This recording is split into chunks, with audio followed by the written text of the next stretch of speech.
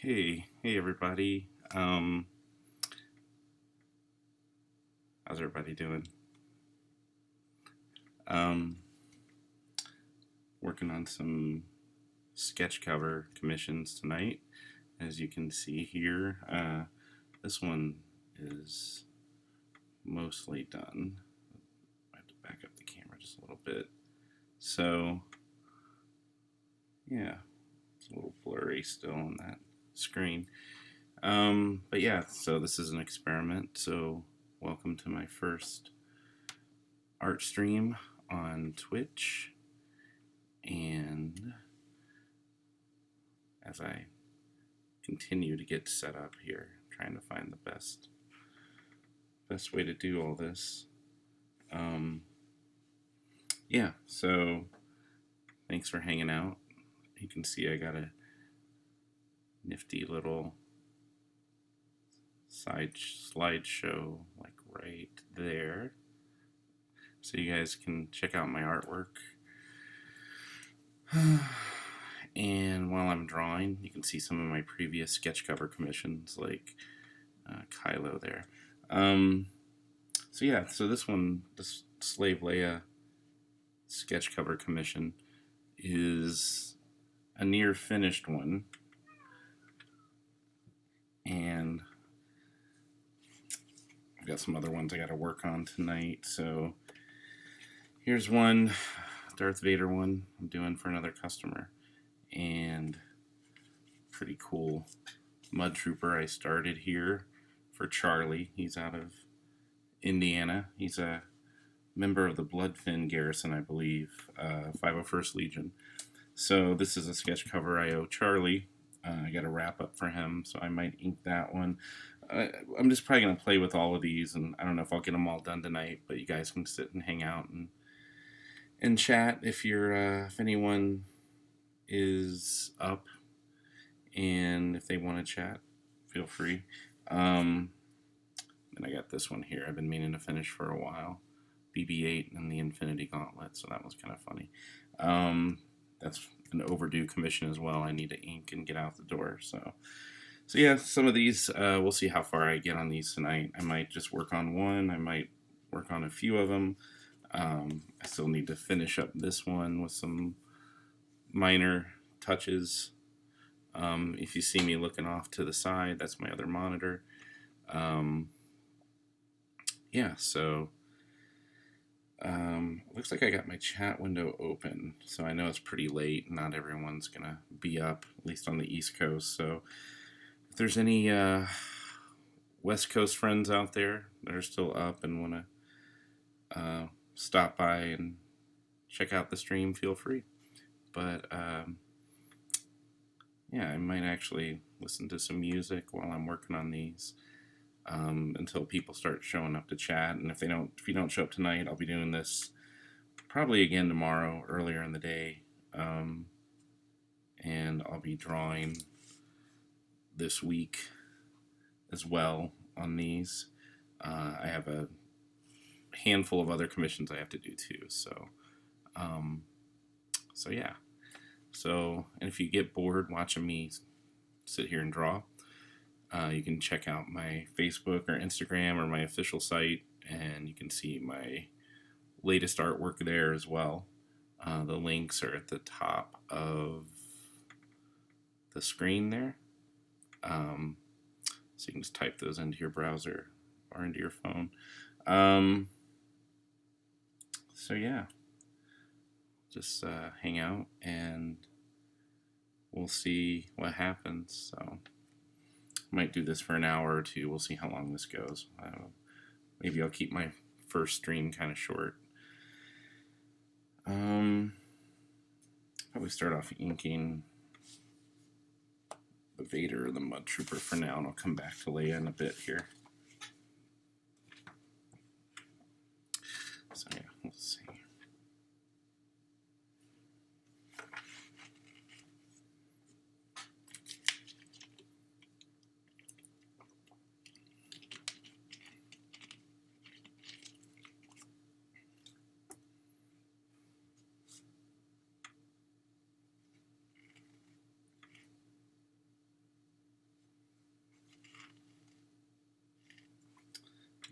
Question, am I recording video for asynchronous viewers, fans? Well, that's a good question, and I'm gonna have to look up exactly what asynchronous is or means, because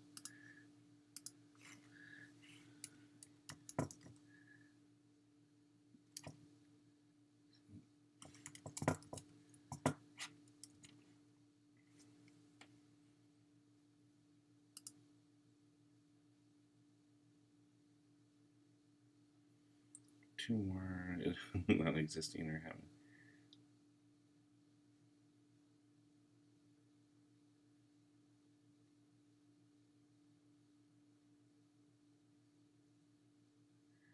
Yeah, I don't know. This is my first time doing this, so that's a good question. I don't know if I am on purpose or on accident.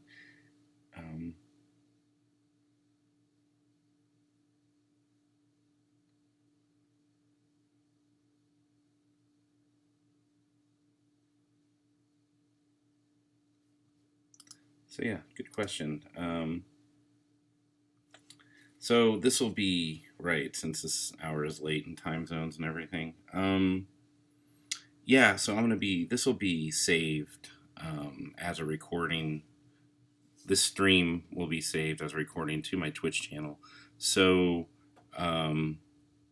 that way you can view it later. I think Twitch only hosts videos for a limited amount of time, but what I'll do is I'm going to try to archive the videos on my YouTube channel. So, which is something else I've only just set up just recently. So once I get a couple of these live streams in the can, I'm going to see if I can host them on my YouTube channel. And then that way,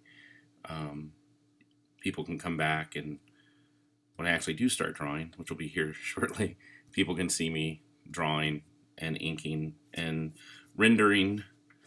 I've also got my channel linked up to my desktop. So when I work on digital illustrations, which is a big chunk of my career, so that way people can watch me work in Photoshop. So, and I'll get into that in a little bit. There'll be times where I can't do that because I'll be working on sensitive artwork, stuff I can't really show. But if I'm doing like any fan art pieces or any pieces for myself, I'll be I'll be hosting those and live streaming those, and you'll be able to come hang out and watch me paint digitally and illustrate digitally, which is a lot of the work I do these days. And then the other stuff I do are commissions that are hand drawn like these. I mean, I've done some digital commissions too. Hopefully with this channel, I'll get some more of those, but most of the commissions I get requests for are either hand drawn sketch covers or sketches. I also do some custom builds and custom Giclée hand embellished canvases with some of my Star Wars art and other pieces like Game of Thrones or The Thing or whatever piece it might be. So I do offer, which those are kind of like commissions, but they're sort of, it's original artwork that's hand embellished and custom framed that I ship out to people too. So I have those kind of pieces I do on occasion. Those aren't always maybe as exciting to see as me doing this kind of stuff, but I'm sure at some point I might end up live streaming some of those too. So yeah, I'll be archiving these on YouTube. Give a shout out to my buddy Brian Miller, Octopolis. I follow him, so if you're on my channel, be sure to give him a follow. He just started his Twitch channel a few weeks ago, and he's already up and running, and he's doing some great stuff, some great sketches. He's a Star Wars artist as well, so be sure to check out his channel. And he hosts his stuff on YouTube as well. So if you miss him on his Twitch live stream, you can catch him on, you can watch his archive videos on YouTube. And he does some really cool stuff there. So, all right. Let's see if I can start inking, hanging out. And if anyone's lurking, feel free to lurk. If anyone wants to chat, feel free to chat. A little bit about me. I'm a Star Wars artist, and for the majority of my career, which has been over 20 some years now, I've kind of lost track, but I've been doing Star Wars art since about 1996, and pretty steadily since then. It's not everything I do, but a lot of it is what I do. It's also a passion of mine, so if Lucasfilm or Disney isn't hiring me for a specific Star Wars piece, then I'm doing something for myself, or I'm doing something for fans like these. I do have some Star Wars art I'm working on right now for Lucasfilm, which I can't really show right now, but that's why I'm working on these. But yeah, hopefully, I know with the world being upside down currently, a few of my projects have been put on hold with Lucasfilm and Disney. I think in June, hopefully, they'll be put back on the front burner instead of the back burner. So I was working on those just recently, very recently, and then also working on artwork for Star Wars Celebration, which was my concepts for that event, which will probably get canceled. I hope not, but that's in August in Anaheim, California. So we'll see. The last month and maybe 2 months, I've just been working on Star Wars and some other stuff nonstop. A couple other pieces for different licensors as well. Some really cool projects. I guess I could sort of talk about them, but not too much. Was working on some concepts for Black Widow, which don't think are going forward, but it was fun to get to work on concepts for those. Going forward as final illustrations, I mean. And then, what's the other one? Oh, Supernatural, which is going forward, which is really cool.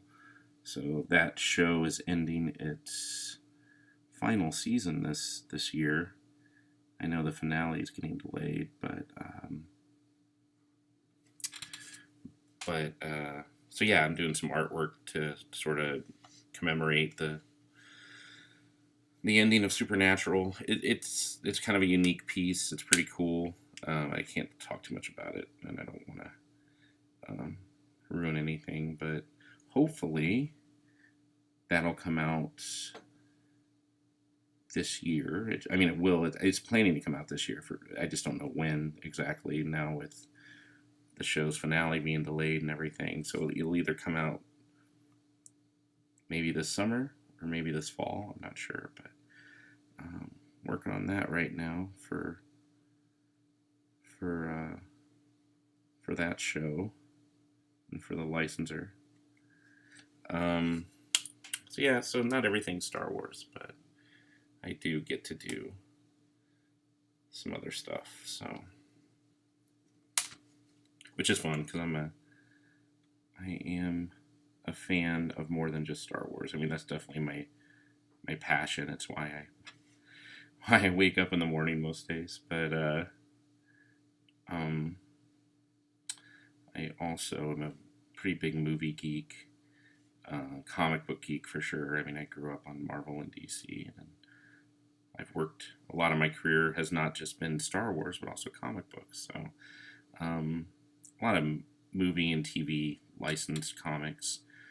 Done some superhero stuff. I'm definitely a big fan of the superhero stuff. Most of the work I've done over the years has been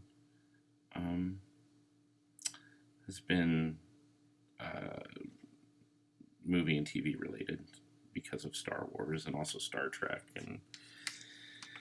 and those properties. Doing a lot of Star Wars art opened the door to Star Trek, which was really cool.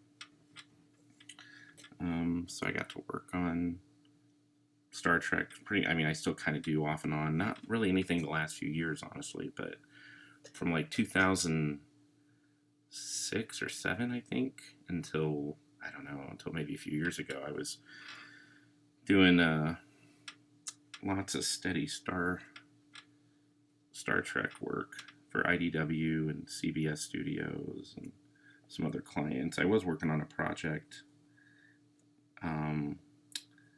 late last year, a Star Trek TNG project, but ended up not going forward, which was a bummer because I was kind of excited about it, but I worked on it for about a week or so, and I'm not sure what happened with it, if it didn't get approved or if the licensor canned it, but it would have been cool. It was for a game, role-playing game, I think, or board game, I think, for Star Trek. Now with Picard and Discovery, especially with Picard recently, I think the Star Trek fever's kicking back into gear again, so there might be some opportunities at some point. But I'm happy doing Star Wars because that's what I love to do. I should talk less and draw more.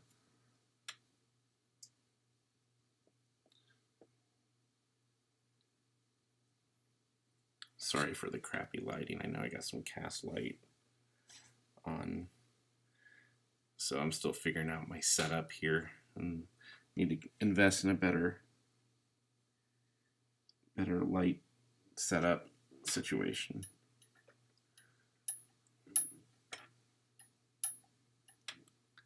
But for now,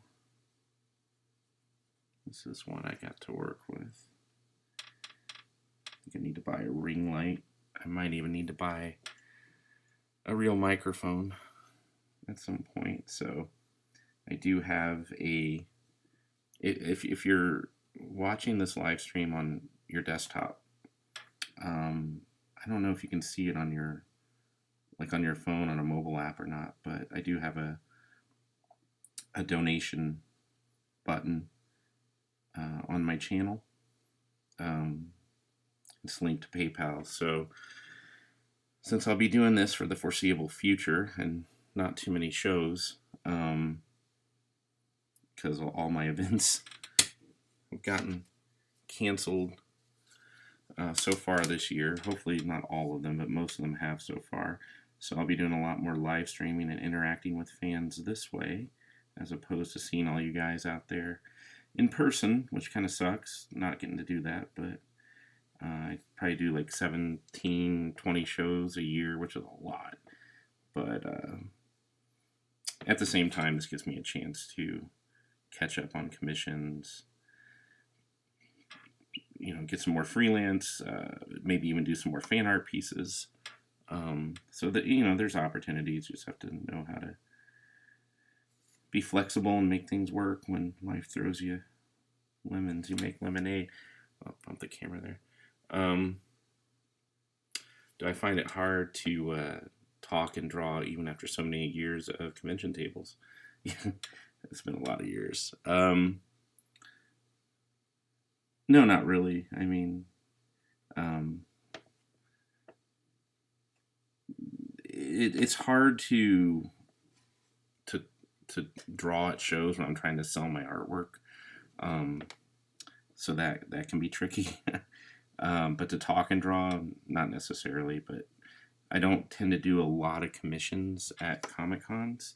I mean, I'll do a few depending on how busy the show is or what show specifically it might be. If it's a slower show, I might actually, get some more drawing done at the slower, smaller events. The bigger ones, it's almost impossible for me to draw, so I might do maybe 1 or 2 commissions at bigger shows, but I need to work on that. I'll work out a system here eventually once I get caught up where I can take on requests. And I do this now, but I just kind of do it very quietly so I don't get overwhelmed, where I'll do a few pre-made pieces. I'll set them up with a customer before the show, and that way when I get to the con, I can actually either have them totally done or mostly done, and then I can finish them up at the show if I need to and deliver them that way. So I'll be doing more of that probably once the world goes back to normal. So yeah. Let's see. I didn't get all my tools out. I only got some of them out. I should have got more of my stuff out. Yeah.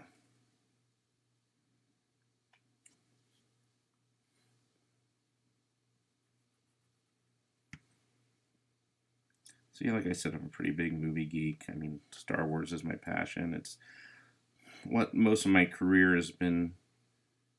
It's been the cornerstone of my career because I love doing it, and I've been fortunate enough to be hired by Lucasfilm and Disney over the years, and many other licensors for a variety of Star Wars projects. And it seems like the more I would do, the more I'd get offered, and I was totally happy with that. And I just kind of kept the ball rolling. I'm still trying to keep it rolling as much as I can.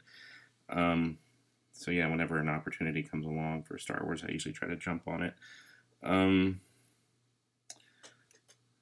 But yeah, I mean, I love other stuff too, so I'm a fan of a lot of things, especially horror films and all kinds of genre movies, sci-fi, of course. Like I said, comic books, so we can always talk about that stuff. Once I get enough followers, we can maybe I'll do some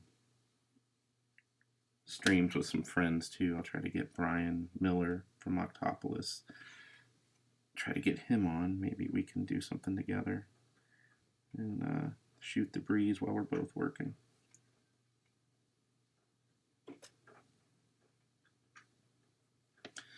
Yeah, right now I'm just inking Darth Vader's helmet.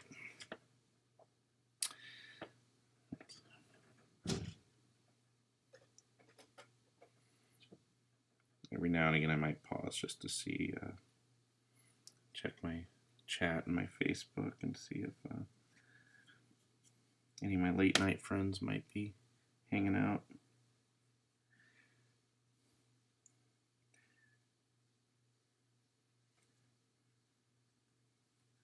So yeah, I don't know how much of Vader I'll get done tonight, but I might get them all inked at least, and then I can do the grayscale maybe tomorrow.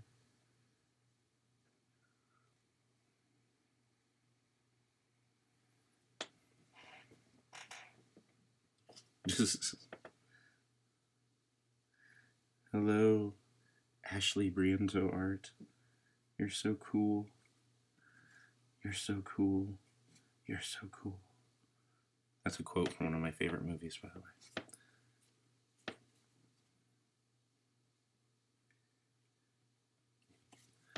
You're so cool. 3 times. You're so cool. It's from True Romance. So yeah. Gonna wave.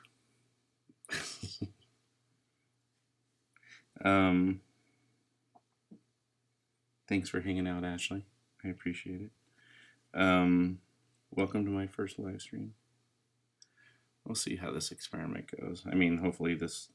I know it's going to take a while to build this up and get better equipment and yeah, and you know, get maybe even a little more professional than I'm trying to be right now. I'm just making it up as I go along. Another quote from another one of my very favorite movies. Probably my second favorite movie of all time. Most of my life and most of my conversation involves movie quotes because I'm a nerd and a geek.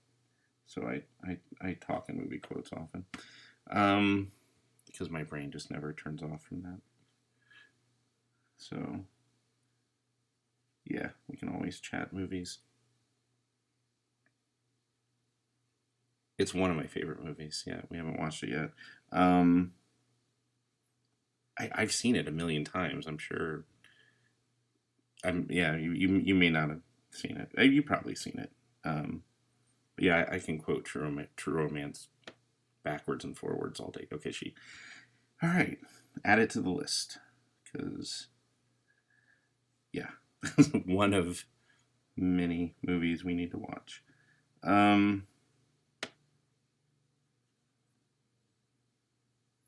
Every day I think, like, oh yeah, she's seen that already. And it's like, oh, nope, she hasn't. So, like, okay, throw it on the pile. If we weren't, like, right now we're watching all the Marvel movies in chronological order. So, doing the Marvel rewatch thing. Like I'm sure a lot of people out there are doing. So it's kind of fun. I mean, I've been watching them while I've been working, sort of half paying attention sometimes, but you know, I've seen them all, you know, a dozen times already. So, well, most of them. I think Thor: Dark World I've only seen like maybe 3 or 4 times, but a lot of them I've seen multiple times. So, yeah.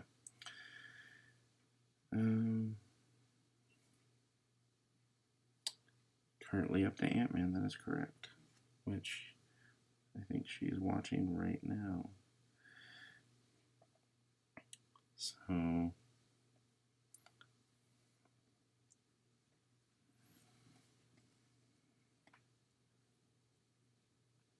yeah, so hopefully it won't be completely boring. The more of these I do and I build up an audience or a following. I mean, I have a lot of fans out there because I've been doing this. I mean, not like, you know, like Jim Lee number fans, but yeah, I'm not that well known or famous. But I mean, I think I do have a small following of fans from Star Wars and Star Trek, and having done that artwork for over 20 years now.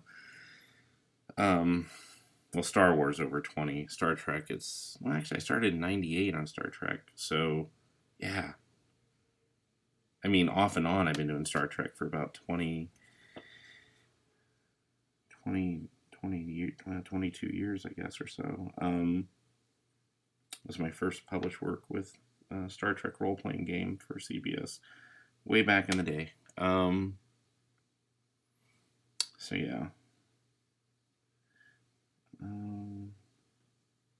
But yeah, so hopefully the more followers I get on my Twitch channel, those of you that sign up, or and then you can always catch it on, hopefully on YouTube when I archive them there. But if we're gonna do any chatting, it'll be here for now. And I need to get a Discord set up too. I know that like Discord's a thing. Yeah, so that way I can eventually, hopefully, if this goes well, build up a community and you guys can chat there with or without me. Maybe we'll do some watch parties on there too or something while I'm working or something. But yeah, I signed up for Discord. I just need to, that in my YouTube. I mean, I've been on YouTube. I just haven't really set up my channel for that because I've never really hosted any videos there. But so yeah, once I get Discord and YouTube set up, then I'll be off to the races. I really need a French curve because some of these angles on Vader's helmet are kind of tricky. You can see him freehanding a lot of this. I'm going to go back in and fill this in. There's a lot of black in Vader. A lot in the helmet right here especially. There'll be a lot of dark gray in this eventually, though. Actually, I'm looking at my reference on the screen, which you guys can't really see, but the reference I'm drawing from. So there'll be a lot of black in this area, and then a lot of open gray, and then I'll throw some highlights on it when I'm done. But Vader's one of my favorite characters to draw. He's a lot of fun. I mean, my two favorite characters in Star Wars happen to be the two favorite characters I love to work with as an artist and a storyteller. And those are Darth Vader and Boba Fett. I mean, I was a fan of those characters since I was a kid. But Darth Vader, from a storytelling standpoint, I mean, I consider myself not just a guy that draws pretty pictures, but a storyteller.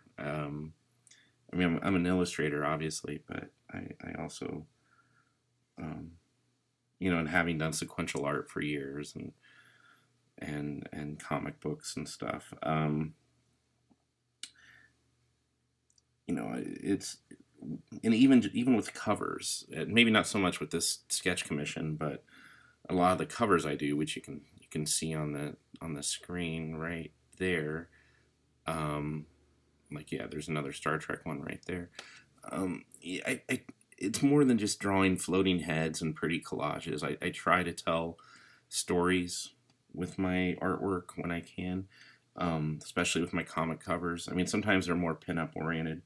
Other times, you know, they try to say a little bit more than just, you know, even singular pieces or paintings I'm doing.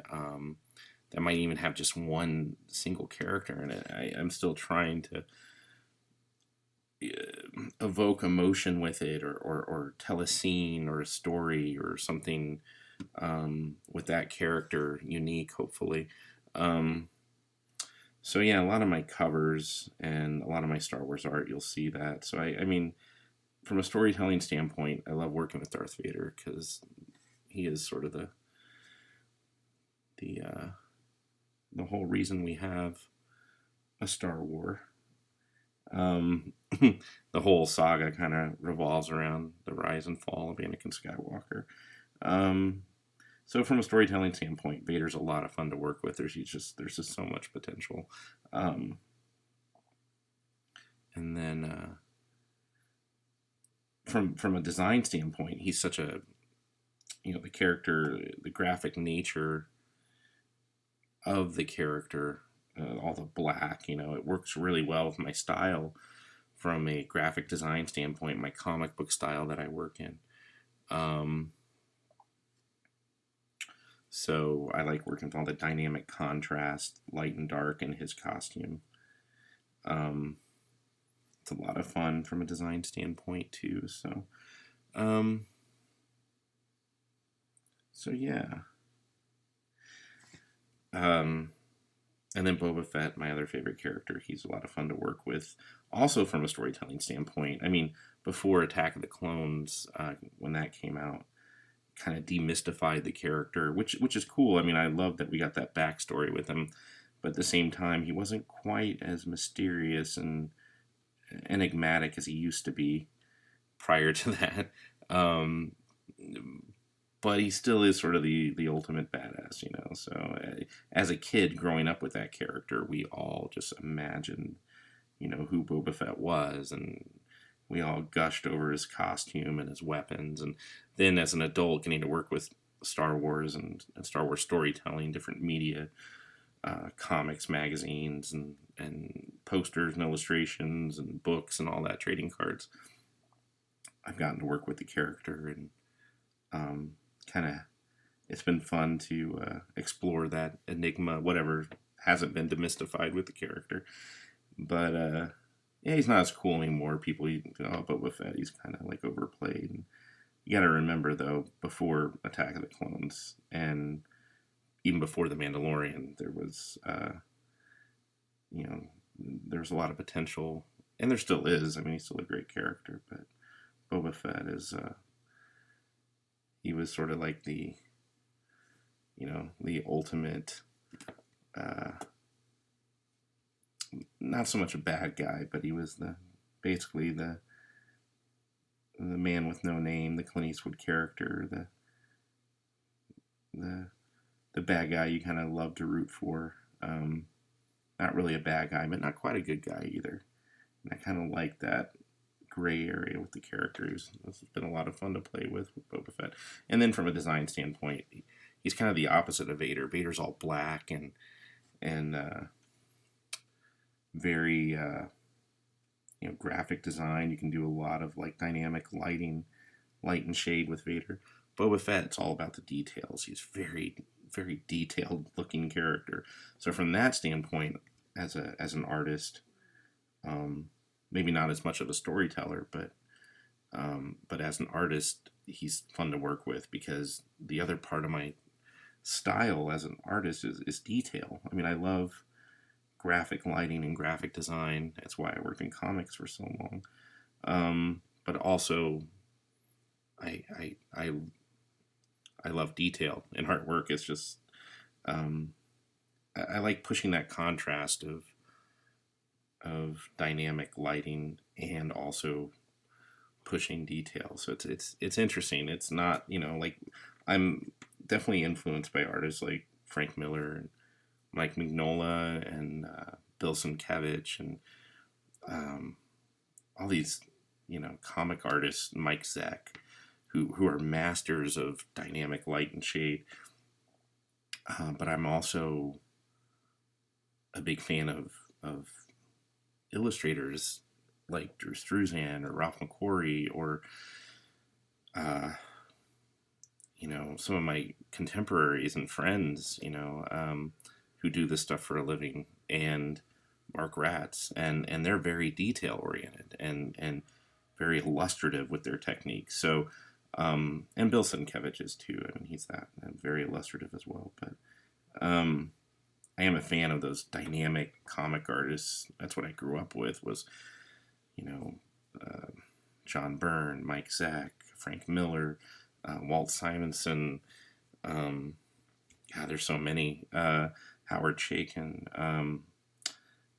Just so many artists I grew up admiring, and I've gotten to, you know, meet a lot of these people over the years at conventions, and it's been really cool. You know, idols of mine as I was a kid growing up, wanting to be a comic book artist someday. So yeah, so I try to balance the two. I mean, I have my graphic design style, my high contrast. You know, and one of my mentors, Jan Dursma, she really like flipped some light switches in my head when it came to comic art and drawing. And she's a huge influence, and her husband, Tom Mandrake, another guy I grew up loving his artwork in high school and college. The Spectre, some of his Batman stuff, his early stuff. I'm a huge Batman nerd, so yeah. Norm Brayfogle, Kelly Jones, a lot of these Batman artists. I was big fan of growing up too. But yeah, so Jan and her husband Tom were huge influences on me, and I got to be friends with them. And I probably owe them. They're way overdue for a phone call. I'm not always great when it comes to keeping in touch all the time, but unless I see people at conventions, which that's usually when I catch up with all my friends.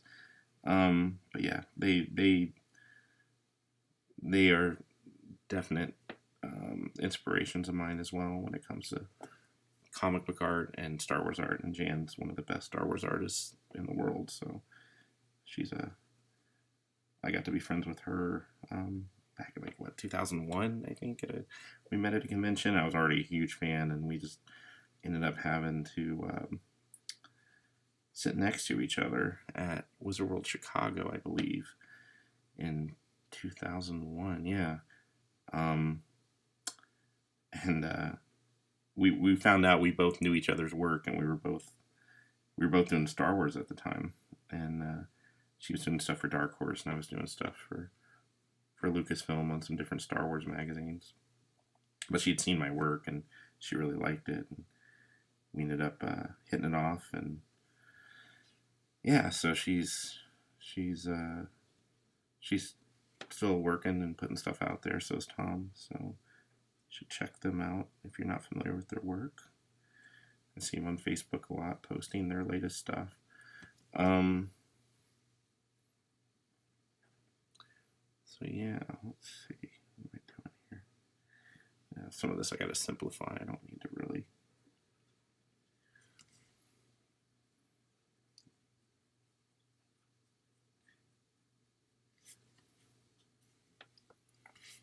Let's see what's going on here.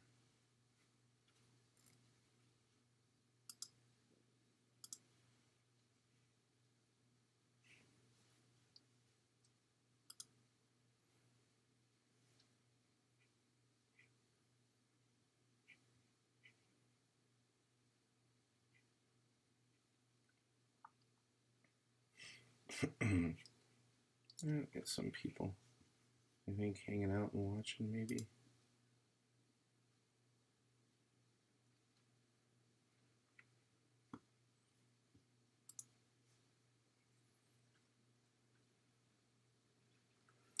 So yeah, eventually I'm gonna figure out. I got a question about regular streaming schedule. Yeah, I definitely plan on establishing something.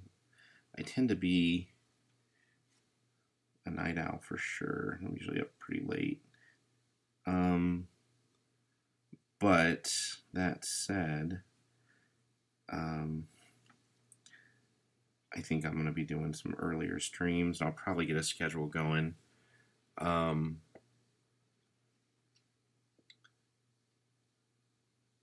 So the question is, if I get a regular stream schedule, I was planning or establishing, if you can speak to that as early as the first one. Yeah, it's a little early, I would say, but that's a great question. Thank you, Sketch Kit. I appreciate it. So yeah, it's definitely something I want to get a schedule at some point, but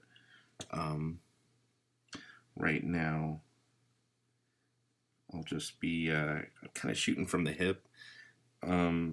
I would say we'll see how this goes. I'll start earlier in the day, maybe tomorrow or the next day, and then we'll see how many followers I get, and I'll kind of test evening versus daytime, and then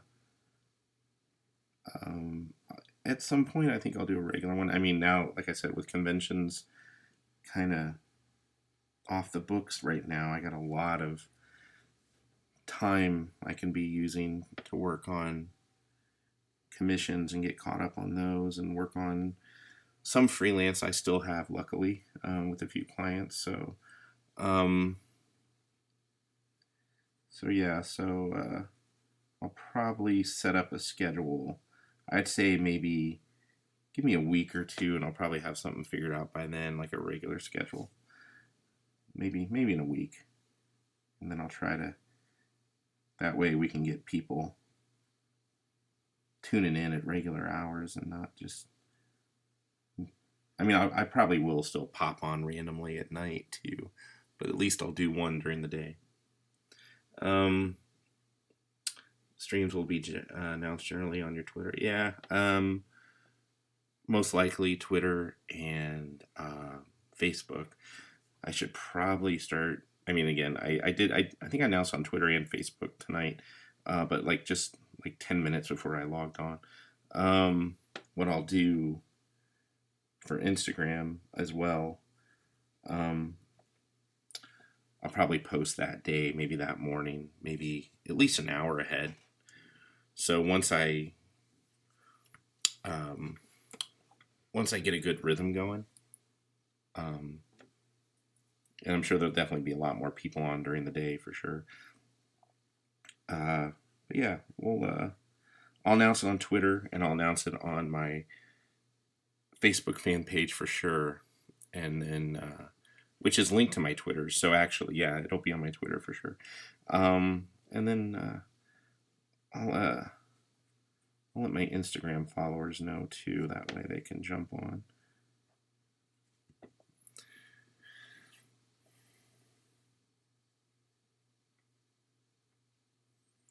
Ashley says you and Brian Miller should stream on alternate days.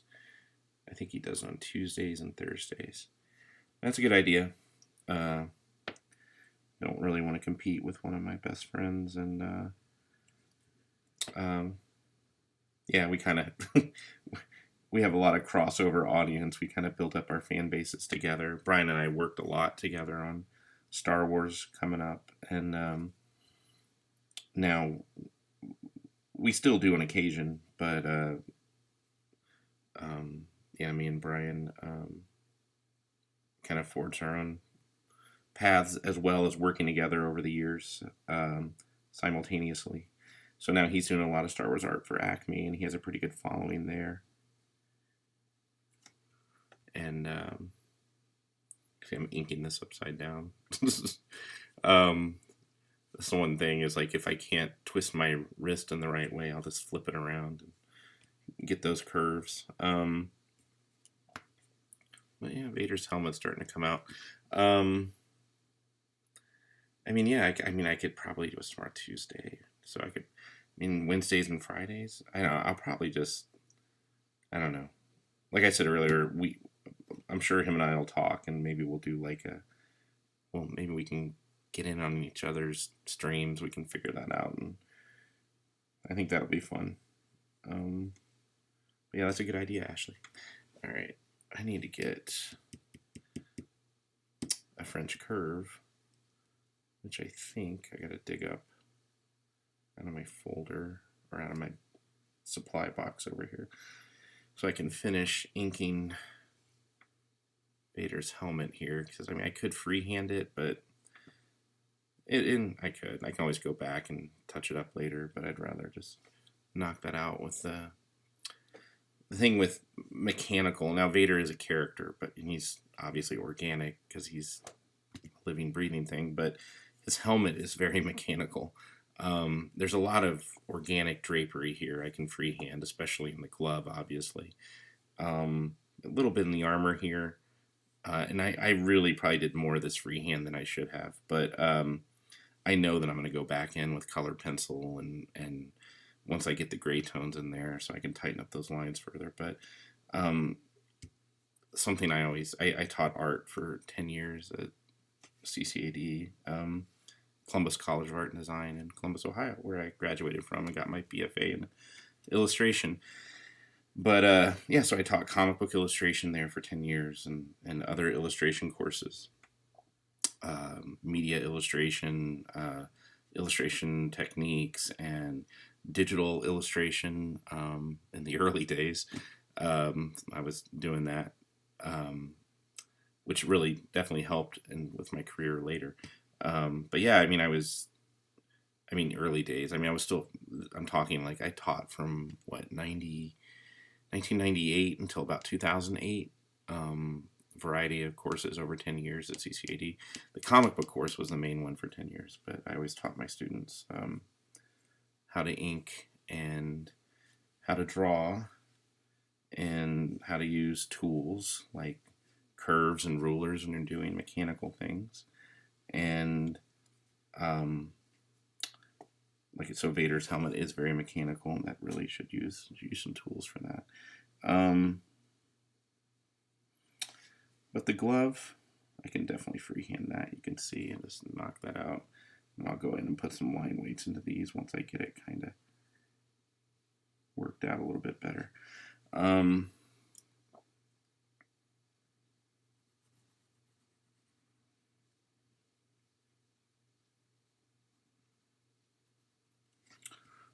So yeah, some of this I can freehand, and then some of it I'll use rulers and curves and circle templates. And if I were drawing, say, like a car or a building, I would definitely not freehand that. I would be using some tools there to knock out those lines. I mean, some of it you can freehand for sure. Again, it depends how big or small you're drawing it, but in this case, I want these lines to look kind of crisp. So yeah, I appreciate you guys hanging out. Sketch Kit, thank you for stopping by. I appreciate it. I'll be, like I said, I think tomorrow I'll be doing this again, and I'll be earlier in the day. I'll probably try to do an announcement, maybe a little earlier in the evening for sure, or maybe late afternoon. Try to do an announcement about an hour or so before. Eventually, when I get caught up on commissions, I can start taking requests, like my good buddy Brian Miller's doing, and I can start doing some custom drawings live. These are just ones that people have already ordered from me that I'm needing to get caught up on. So, yeah, thank you. Yeah, I'm excited to be doing this. So, like I said, with conventions being off the books now, it's like I still want to interact with fans, and like I do like 17, 18, 20 shows a year depending, and which before left me little time to do live streams, but now that I've got the hang of it a little bit, I just started, but I've been watching my buddies do it, and I've been watching guys like Jim Lee and Brian Miller, of course, and then my buddy Lee Kosey. He's got a really cool stream on Twitch. You should check his channel out. I think it's Kosey Art, Kohse Art. You'll see, I follow him, so just you can look on my people I follow list. But yeah, he does some great stuff. He's also another artist for Lucasfilm as well. He does more than just Star Wars, though. He does some other really cool stuff. I think right now he's doing some Robotech art. I don't know. Right now, it's like, other than Supernatural, I've got mostly just Star Wars projects. So we'll see. I mean, eventually I don't know if I can live stream the Supernatural art. I probably shouldn't. I mean, I kind of want, at some point, I know, because I'll be working on it the next week or two, wrapping it up. And that's going to take a good chunk of time. Maybe I can stream it without showing the whole thing, where I don't get in trouble. I don't want to upset the licensor if people get a peek at it early. But maybe, since I don't have a whole lot of followers yet, it won't really matter. So yeah, I do need to work on that at some point, but I might reserve the live stream just for commission sketches in between the painting I gotta do for Sam and Dean and Cass and a couple other characters in the piece I gotta paint. It's a really cool project. I wish I could talk about it. Hopefully, when things start getting back to normal in the world, I have some other cool projects that are on the back burner now, but hopefully if things get back to normal soon, those will come back, and I'll get to work on those, and you guys can see me maybe live stream some of those.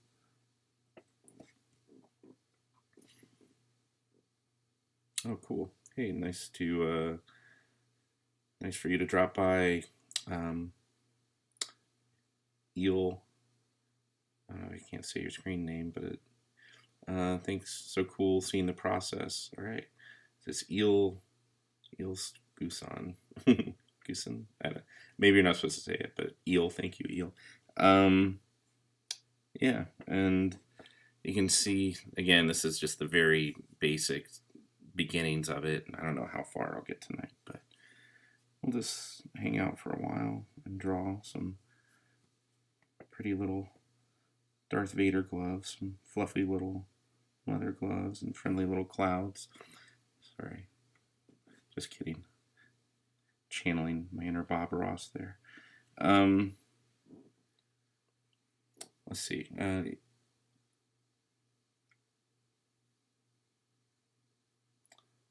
It's Steve. Thanks, Steve. And then Sketch Kit. You can ask some license holders if they're okay with it, if it isn't in your default contract negotiations, since streaming is going to be a thing for a bit. Yeah, absolutely, streaming is going to be a thing for a bit, especially for me. I have been home since this, a lot recently. The reason I didn't stream sooner is because I was working on a lot of concepts for Lucasfilm that I had to get those out the door this last month first, and I know I can't really stream. I don't want to jeopardize my standing with Lucasfilm or Disney, so I don't want to live stream those projects since those are potentially going to be published at some point. And I'll have more information when those come out down the road, but some of these other licensors might be cool. Might be flexible with me live streaming, so that's definitely something I should look into and ask them. Probably at some point. Some of the stuff I'm doing right now is like the Supernatural piece. This is for a new company, a new licensor that has the Supernatural license. So I don't want to necessarily upset not upset them, but risk anything since they're a new client. But yeah, once I get some work in with them, maybe we'll see. I'll ask them about it and see how they feel, and then if I can't live stream any of the digital painted full color stuff I'm doing, if I can't live stream it, then I'll at least be I have plenty of commissions and other sketches that'll keep me busy. So yeah, and then I do have some fan art pieces I'm working on as well. I have one for Star Wars I came up with today that, my gosh, it's a really cool concept, and I think I might just throw it out there as a fan art piece, so we'll see. I don't want to say too much about it right now because I don't want someone to steal my idea, but something kind of quirky and fun, kind of fits my propaganda style, which I haven't done one of those pieces in a while, so maybe I'll do some more propaganda style artwork here real soon. I think it'll fit that medium.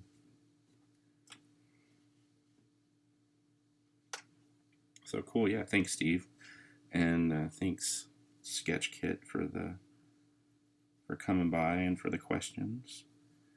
Feel free to hang out. You guys have anything anybody wants to talk about, movies or Star Wars or comic books or Netflix or whatever, feel free to ask. So, or any art questions, of course, any industry or professional questions, I'm always game to chat about that stuff too. Hey, Phantom, is it Cokill? Koki or Cokill? Hey, Phantom, what's up? Thanks for coming by. So right now I'm just sort of inking this Darth Vader sketch for Can't remember who the customer's name is, but they commissioned it. Oh, this one's for, I think it's from, no, it's not on the back. This one's for Michael, regular fan of mine. I think he commissioned me last summer at Comic-Con, so this one's pretty overdue. So I was planning on having this one done, and I was going to deliver it to him this July, or maybe even sooner. But yeah, now that I won't get to see him at Comic-Con, I'm definitely going to have to mail this one out to him. But yeah, he commissioned me at Comic-Con, so I've been meaning to get this one wrapped up for a while. And those of you who are watching that I still have commissions to, please be patient. I mean, I sometimes need a gentle reminder for sure, because I've been so busy traveling these last few years for all these different Comic-Cons, and then on top of doing published work for Disney or whatever the client might be, and then the traveling, and then the freelance work, it doesn't always leave. That's why I try not to take on too many commissions. I do from time to time, but I will be taking on more of those right now and recently, because I'll be doing some sketch requests eventually here soon on my channel. And then once I get some of these other commissions knocked out, I'll be taking on here really soon some new commissions.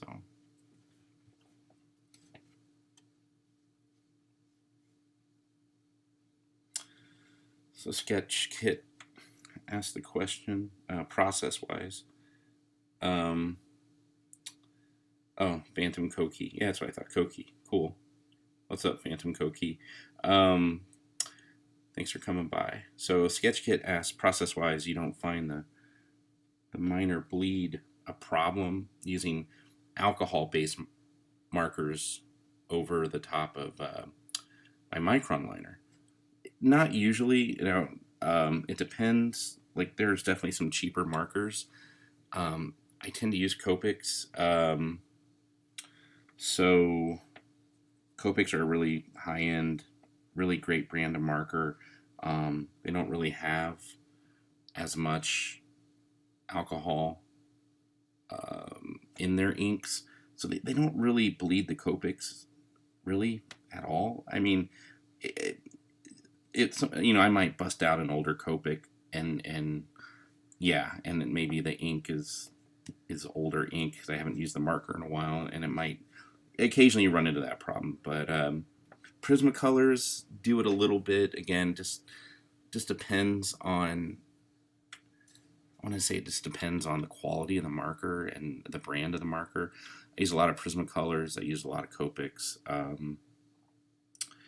And if it does bleed, I mean, I'll just go in, touch it up after I get the tones down. I'll go back in, clean up the lines, maybe even I'll use color pencil, say if I'm doing a gray tone piece like, where's the, like this one here, like this Slave Leia I'm working on right now as well.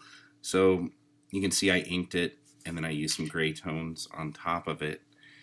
It's still not done. I need to push the values a little bit more, especially in the shadows, like, and down here I'm not done with the shading, but it's getting there. It's almost done. But once I push the contrast a little bit more, again, I inked this one first, then I used Copics. I don't know if there's any. I don't think there was any Prismacolor. There might. Yeah, there probably was some Prismacolor grays. I'm sure there were a few. And then if there is any bleeding, I'm going to go in with the color pencil anyway and do my final technique, and that will kind of cover up any bleeds. Usually, if I need them to, I can be creative. One of the things I learned as a traditional artist versus being digital, which I do a lot of digital, but I'm trained. I'm trained as a traditional artist. That's how I, my art career began before computers were a thing, really. but luckily when I was in college, you know, Photoshop was really big. You know, it really came out.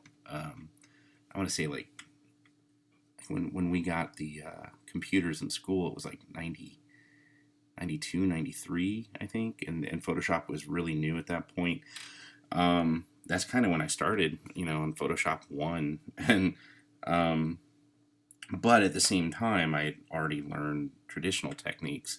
So what I learned as a traditional artist, and I was constantly learning traditional painting and drawing, as well as just sort of discovering Photoshop and digital illustration for the first time, vector art and stuff like that. Um, so what I learned as a traditional artist is, you know, there are no mistakes really. I mean, if granted things bleed and stuff, but you have to learn to be creative and turn mistakes into, um, you know, make them work for you as opposed to against you.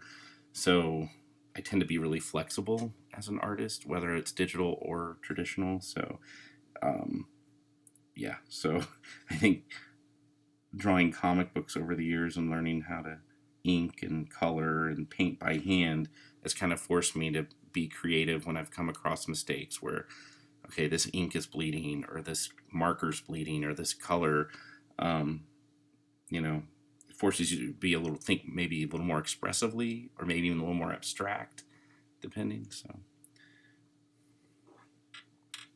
So Phantom Koki says, oh, he's just searching for an art stream. Cool. Well, you found the right one, Phantom. This is my very first art stream, so I am starting out my channel tonight. So hopefully it'll grow and be better and bigger as it goes along. And hopefully I'll build up a community. I mean, I already have, like I said, I have a small following of fans. I've been doing this for 20 plus years professionally. I mean, technically, I started getting published when I was in college. So that would have been 1992 was my first published comic book. And it was for a small publisher out of Kentucky. I met at a convention in Ohio when I was a sophomore in art college. And they hired me to illustrate their comic book series. And it was published. It came out. And, you know, it was professional. So obviously, that was a long time ago. But that's how I started. And then that led to other comic books. And then eventually I got to work for do some stuff for DC Comics, and then some stuff here and there for Marvel, and so lots of other comic publishers: IDW, Dark Horse, Boom Studios, Titan Comics. I mean, I've worked over the years for Image. I did few things for them. Just I don't know. My career started out in comics for sure, because that's kind of why I wanted to become an artist in the first place. But then as I learned more about illustration in art college, and of course I was always a huge Star Wars fan growing up, and I knew I wanted to do Star Wars art someday as well professionally. And luckily, you know, my career kind of dovetailed into illustration for Star Wars as I was doing comic book stuff too, so they were kind of going hand in hand. So I was able to kind of develop both careers simultaneously. And now, here I am doing Star Wars sketch covers. So it's kind of the combination of the two again. So I've done a few Star Wars comics for Dark Horse. Nothing for Marvel yet, unfortunately. Marvel, if you're listening, I would love to do some Star Wars comic book art for you guys. I've actually approached them a few times over the years recently, and hasn't really worked out, but it's all about timing and who you know and scheduling and all that jazz. So, but luckily I've been keeping busy with Disney and Lucasfilm on other Star Wars projects, so it all works out. You know, it's like eventually it'd be cool to do something for Marvel. I would love that on Star Wars. But I'm happy doing Star Wars in general for whoever the licensor might be. Phantom Koki, are Copics the best? Yeah, I think so. I mean, as far as markers go, as far as art markers go, Copics are top of the line. They're not always cheap, but they're definitely worth it. So if you're wanting to do fan art or even professional art, my buddy Mark Ratz is an artist out of Australia, and he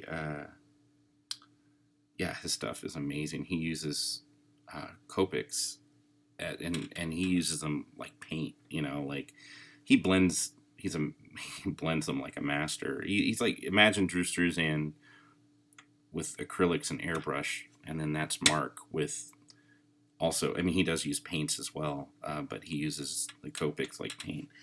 And he's an awesome guy and a huge influence on me. Not just even as an artist, but just as a man. You know, he's a man's man. Mark is the best. So you should check out Mark Rat's artwork if you want to see Copic artwork done at its absolute pinnacle of what you can do with the medium. He's the guy to check out. And Rats is Raats. But yeah, he's on Facebook and Instagram and Twitter too, I believe. So be sure to check him out. So yeah, I learned a lot about how to handle Copics just by looking at his artwork. And yeah, he's extremely talented. He's also a Star Wars artist for Lucasfilm. He's been doing Star Wars art for years. He started out there actually, and then he still does a lot of Star Wars pieces, posters for Lucasfilm as well.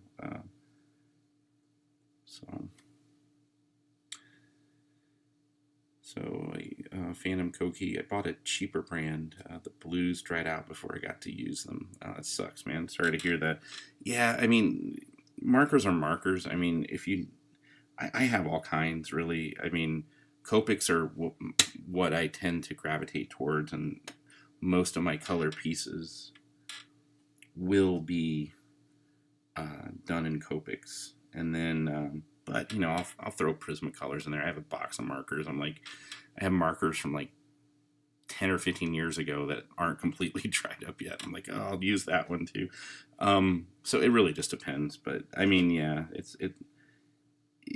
if you want dependable markers, for sure, go with Copics. And they're not cheap. I mean, a good set, depending on how many colors are in it, will run you maybe even a few $100. But smaller sets you can get for like 40 or 50, maybe, like, you know, maybe 6 or 8 colors or something. But I mean, they're definitely worth it if you're serious about doing artwork or fan art or you know, whatever the project might be art-wise. So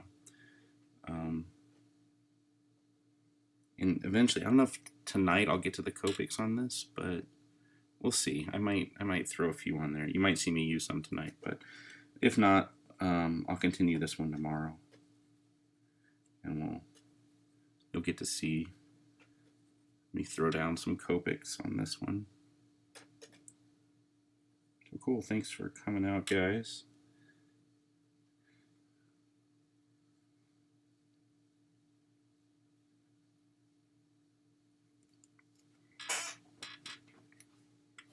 See, Darth Vader sort of coming together here. Not sure. Not sure yet what I'll do with the background. I mean, I'll probably just keep it simple. Might throw in a star field. Maybe do some dark grays to light gray transition. Fade it. Maybe use my white gel pen and throw in some stars. I mean, I could maybe draw a planet in there or something. But I'll probably keep the background simple on this one. Sometimes I'll throw in a more detailed background. I mean, I can maybe do some smoke or something. Yeah, sometimes I throw in like some like lights, like Imperial lights, or maybe the Imperial cog, kind of like how I'm doing here on this Mud Trooper, which I got this one sketched out already, which I need to ink and color. But you can see here, you can see it, the lighting's kind of, there we go. So you can see I got a big Imperial cog back here I threw in for fun. The Leia one has a more detailed background, you can see. So it depends on some of these commissions. Again, this one's not done, but it's pretty close to being done. But depending on the commission rate, I might, if a customer pays more, I might throw in some more background, detailed background in it. So yeah, and for anyone watching that wants to commission me, feel free to hit me up at any of the contacts up there. There's my Facebook, Instagram, Twitter, email, my web store. You can contact me through any of those sources, and I'll hit you back with my commission rates. And eventually I'll get to do some sketch requests too, so I'll be doing those on my live stream. Hey, Cartoon Rick, what's up? So, oh, thank you. My Photoshop skills are phenomenal. Thanks, man. How long does it take me to get to such a level of realistic Photoshop painting? Good question. Well, I've been doing digital art, like I said earlier, since the first Photoshop, really. So I've always had a hand in that. Over, even though I for 10 or so many years I was doing a lot of black and white and comic book art. I was still Photoshop coloring a lot of my comic art, and then I'm working with Brian Miller, and he's a great colorist. So we were working together on a lot of my artwork over the years. I got so busy taking on requests or taking on jobs from clients that I couldn't keep up with the comic art and Star Wars freelance I was getting. So I really need someone to come in and, like, a partner to work with on a lot of these projects. And Brian and I worked really well together. And there's a whole story that goes into that, how we met through our mutual friend Justin Chung. So it was a perfect combination, and we both just hit it off really well. And so I learned a lot from Brian too. So a lot of the painting that Brian was doing on my artwork, on top of the painting I was already doing as well. Over the course of God, how long have I been working with Brian? Since like 2005, 2004. I think it's 2005. So the last 15 years working with Brian Miller, and then kind of learning from my other contemporaries like Brian Rood and Chris Trevis, who are also Star Wars artists, really phenomenal artists as well. Good friends of mine I've known for many, many years. We kind of came up in the ranks together as well. So studying their work and learning from them, and both of us, me and Brian Miller, feeding off each other's energies, teaching each other as we go along. That's kind of, and I also think knowing how to paint traditionally informed my digital work for sure. Like, if I hadn't learned how to paint by hand and taking oil painting classes, which I suck at oils, but I was better with acrylics, but still the fact that I took the classes, so coming up in college and learning as a traditional painter first, as I was learning digital painting simultaneously, and then developing both of those techniques, I would say that's, I know there's no real time limit, but over the course of 20 some years of doing this, I think it kind of paid off in doing the realistic painting for Photoshop. So yeah, some people, nowadays with YouTube and of course these kind of art streams, kids today with technology, they can learn this stuff so much quicker and be even way better at it than I could ever be. So yeah, it's interesting because what took me years to learn to do now kids are coming up and doing amazing stuff that makes my college portfolio look like, you know, something out of grade school. So yeah, so it's interesting.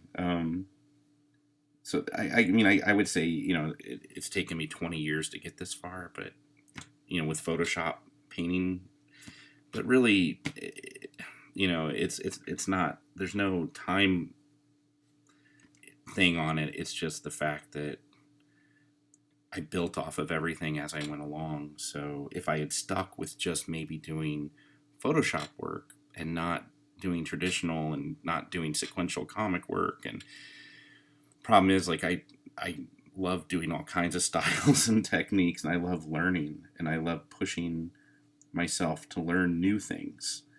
So, you know, my styles have been all over the place over the years, like realistic to cartoony to more, you know, graphic design, like Unite right there. Um, you know, that propaganda style to, you know, so like I'm a fan of all those techniques and all those styles. I grew up on comic books. I grew up on cartoons. I grew up on movies. I grew up on graphic novels. You know, I grew up on movie poster art. Drew Struzan and Richard Amsel and you know, Ralph McQuarrie concept art. You know, so all of those techniques and all of those mediums, and you know, I've tried to embrace them all at some point or another, and I think those all kind of informed the work I've been doing the last 5 years or so. I would say maybe 6 years, where it's been straight up Photoshop work, like straight up realistic painting. I love doing it, and it can be time consuming, but a little takes a while to pull that off. But at the same time, it's rewarding, and it also, a lot of studios and clients and a lot of the bigger studios respond to that kind of work, as opposed to, say, this kind of stuff, the comic book stuff. So when I do the realistic painting, you know, it might take me a week or two to do a painting like that, depending on how many characters, how complex it is, but sometimes faster, you know, because it's digital. But again, it just depends on the piece and what other projects I'm juggling at the time. But yeah, so it's fun to do, and it's rewarding, and then it attracts bigger clients and bigger studios, and which has given me other opportunities, you know, like doing the more realistic painting, or even doing the illustrative painting in Photoshop, like you know, that stuff can get me other kinds of work. So so that's kind of where I've been heading with my career the last 5 or 6 years, doing more of that stuff. But I still enjoy doing the comic book stuff too, and I still love drawing Batman. You know, just doing a Batman sketch card or doing a Batman pinup or something. You know, Batman's my dude. So yeah. So just thanks for noticing my my realistic painting and my Photoshop work. I really appreciate that. Oh, okay. Here we go. So I don't want to skip ahead here. I'll come back. So Steve asks, have you had to do work that you created original characters of your own? Yeah, back early in my career, I was doing that. And I do have characters I would love to get back to someday when I'm not trying to pay bills doing other people's work. But yeah, no, early on in my career, I was doing creator-owned stuff for sure. And then as my art career took off with Star Wars and Star Trek shortly after, I kind of put less focus on the creator-owned stuff, because again, Star Wars is my jam, and it's what inspired me to be an artist in the first place as a kid, and It's where I kind of live and breathe Star Wars on a regular basis. I'm just a big fan. So, but also a professional, getting to do this for a living, not the sketch cover per se, but other projects. But yeah, I would love to get back to my own characters. I do have stories I've written, outlines and sketches and stuff, and maybe I'll share those eventually. Um, Seeing as how I'm not going anywhere in the near future, no Comic Cons to distract me. Um, let's see, and then Cartoon Rick. Oh, you grew up with Brian, okay, and he even did a few years of flatting for him. Oh, nice. You even flatted one of my pieces for the New Hope card series. Yep, that was for Tops on Lucasfilm and Tops for the. I remember that project we did. Brian and I illustrated um, I think it were like 10 trading cards or more. I can't remember, but Star Wars scenes for Tops for Star Wars trading cards for A New Hope. This would have been probably 5 or 6 years ago, maybe. I think he's taught you a lot on the digital front. That's cool. Yeah. Brian's an amazing artist, an amazing teacher. Like, if you want to know about coloring, you need to follow Brian Miller. He runs Hi-Fi Color Design. So as an illustrator, he has his separate illustrator handle that he works under as Octopolis. He does a lot of his Star Wars art under that banner. But then also he runs a comic book coloring company called Hi-Fi Color, and they've done a lot for DC Comics over the years. Brian's an amazing colorist. He's colored all the great artists, so he's done some amazing work. And I've been really fortunate enough to not even just to be friends with Brian for many years now, but also to have worked with him. So it sounds like Rick worked with Brian flatting some of my not early, I guess, but Star Wars artwork from, I guess it was from like maybe, when did I do that set? That would have been, was that 2011 or 12? I can't remember. It's no biggie, but yeah, it was A New Hope. I think the set was called A New Hope Illustrated. And I did a number of cards for that set, and that was really fun to work on. I've done a lot of Star Wars art for Tops over the years, so. And I still do. I think I recently just did some sketch cards for him. I don't really do sketch cards that often anymore, just because with conventions and other freelance work. But every now and again, I mean, I love drawing Star Wars. It's why I do what I do. But so every now and again, when I can, I'll squeeze in a sketch card set if I have time. I know they might have a Mandalorian set coming out later this year. So that's very tempting, and because I really love that show. I'm a big fan of The Mandalorian. So I might end up doing some sketch cards for Tops on that. Maybe just a small amount. I think for the last set, I only did like 20 sketch cards. That's all I really had time for. But luckily, Tops was really nice about that and flexible. So we'll see. I might do another small batch for the Mandalorian set. But so yeah, Darth Vader's coming along. He's almost ready to be filled in. I still need to grab my French curve to do the back of the helmet right here.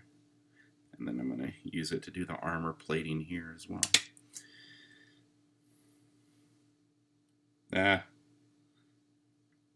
This is the way. I'm definitely going to do that Mandalorian set. Yeah, I'm a huge fan. I'll definitely do it. If it's all about timing, but yeah, I'm pretty sure they'll rope me in for a small number of cards.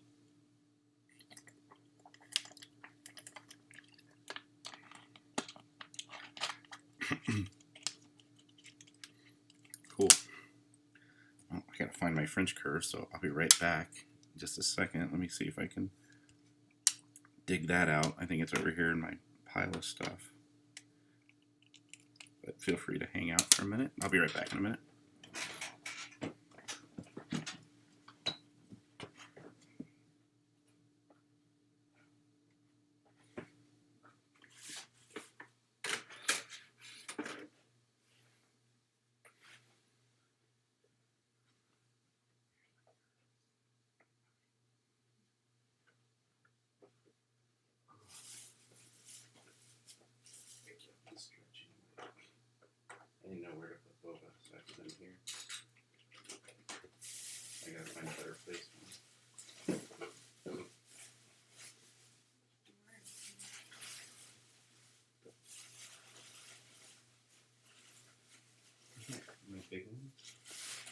my circle complete? Must be in the green folder. Where's it at? Yeah, right here. Ah, there it is. That's what I was looking for. Yeah, because I don't have the small ones in here. So Okay. go back to work.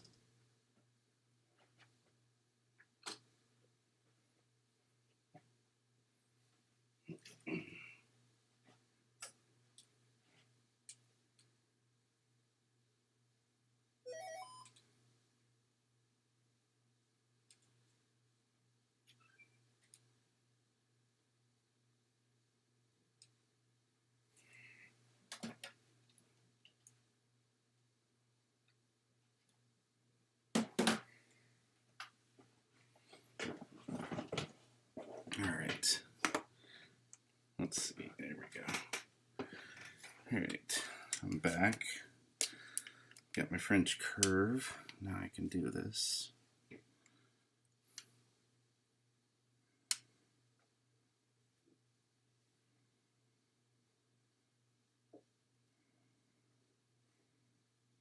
I'm not really thinking about line weights at this point. I'm just sort of knocking out the lines. I'll go back into them. I'll go back in and beef them up and give the lines a little more depth.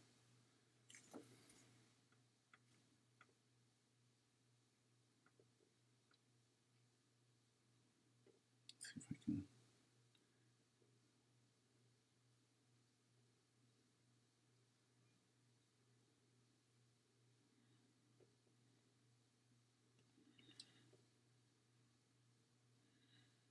All right, there we go. Got the back of his helmet knocked out now. Cool.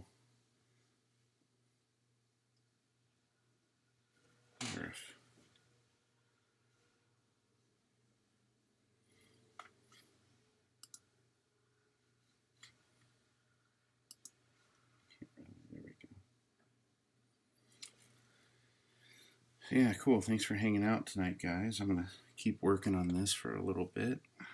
Gotta get use. I don't know. I think I might, after I finish inking Vader, I might start on that Mud Trooper. And then maybe tomorrow I'll get to the Copics on these guys. That way I'm knocking them out together. And then I can finish up that Slave Leia one once I get these other two up to speed. So yeah, we'll see how this...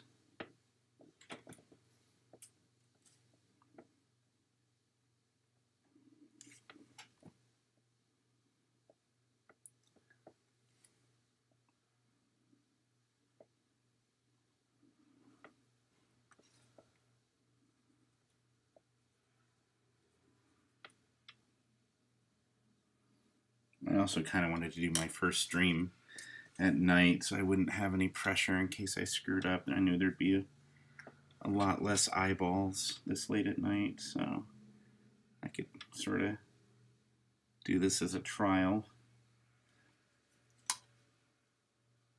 But so far, so good, I think. Haven't had too many issues or anything yet. I think you guys can see me, and you know the lighting's kind of crappy. It's better when there's natural light coming in through the windows and the front door. So if I do this during the day tomorrow, it'll look a lot better. But yeah, my lighting setup's not the greatest right now. A crappy reflection here, but I'm drawing on a glass table. That's all right. So,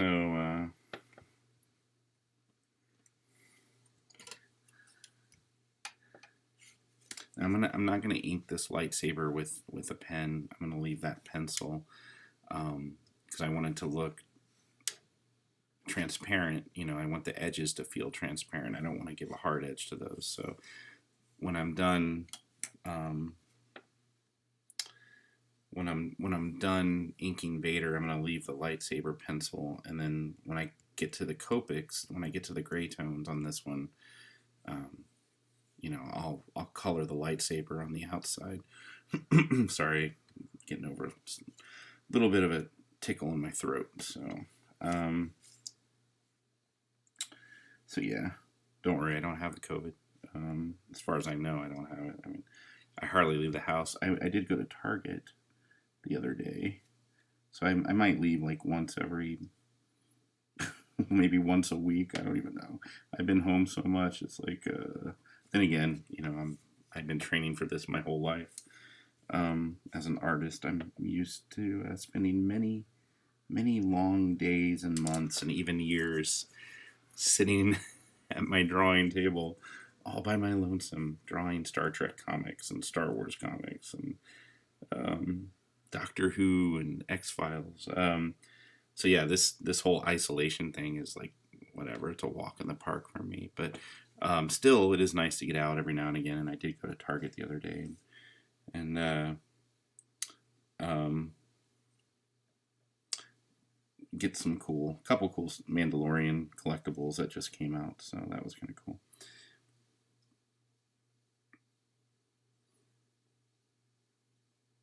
Guest appearances by Ahsoka Tano. That's funny.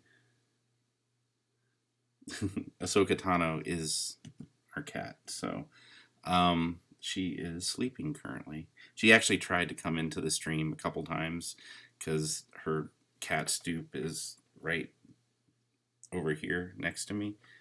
See it on the camera, yeah. Sorry, I don't know what camera I'm looking at.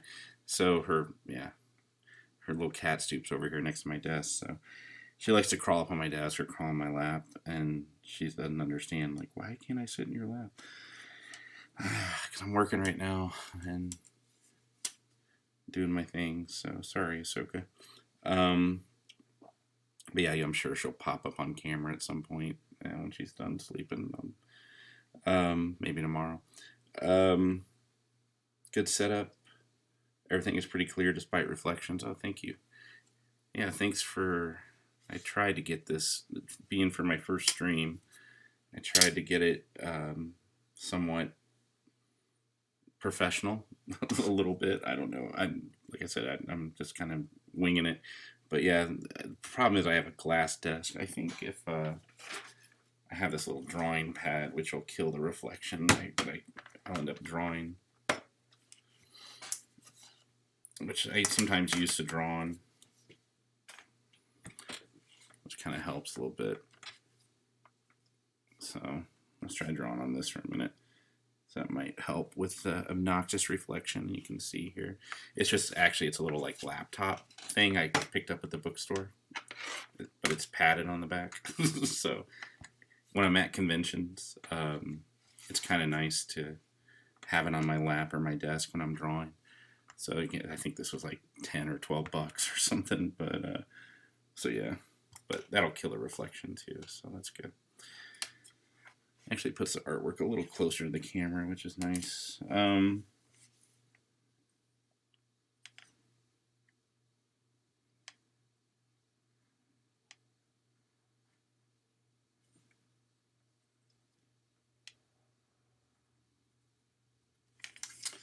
So yeah, it looks like I got, I gotta ink that bottom edge real quick.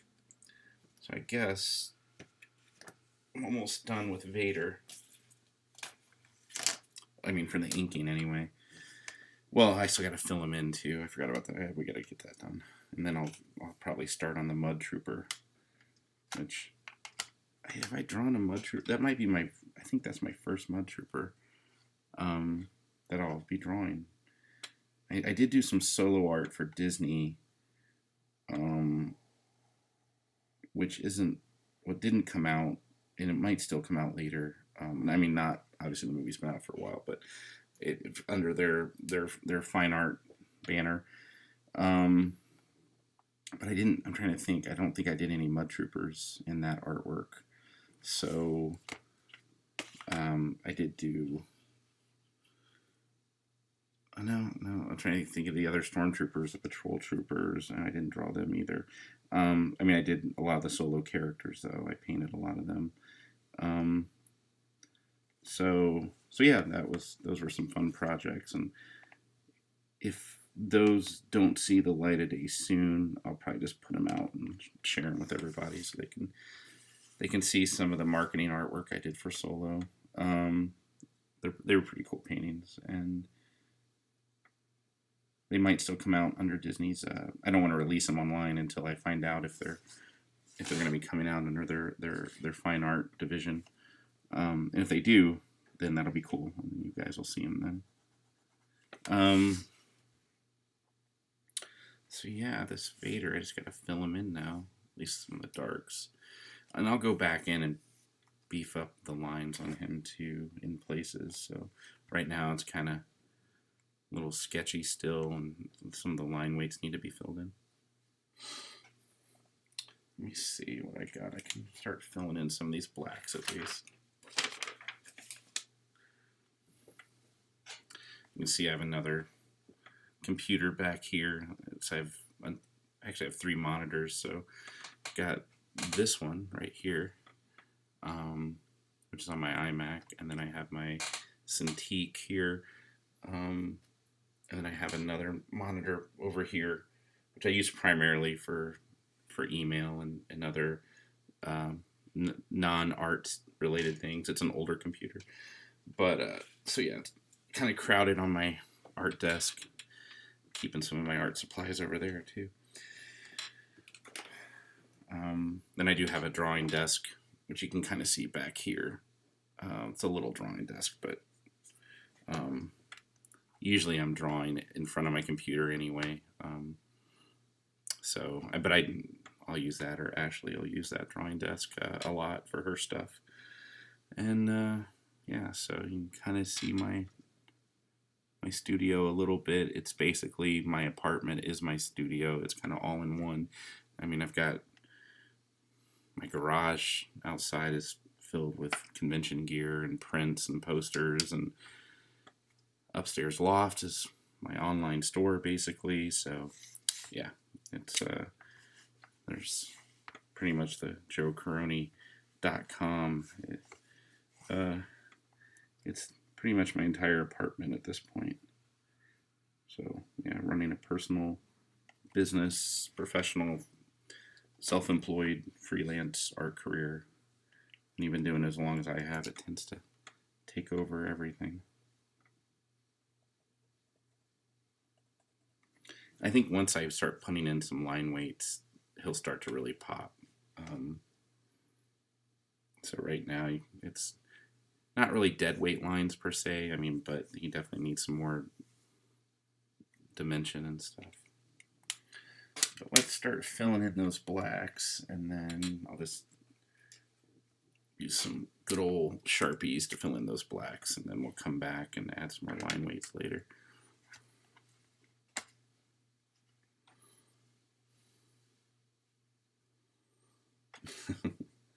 Totally underrated movie. It's my favorite. Hey, I got 7 watchers. Cool. Looks like hopefully my stream is still going. Yeah, there it goes. Just buffered for a second. So yeah, sometimes I deal with some sketchy Wi-Fi because, yeah, living out here in the country, the Wi-Fi kind of blows from time to time. So if I lose you guys for technical difficulties, just bear with me. I know sometimes at night the Wi-Fi will buffer pretty bad, or might lose a signal, wait for the router to kick back in, but hopefully that won't happen. We'll see. If it does, usually just takes me 5 minutes or so to get it back up and running while it waits to kick back on. Kind of sucks when I'm playing like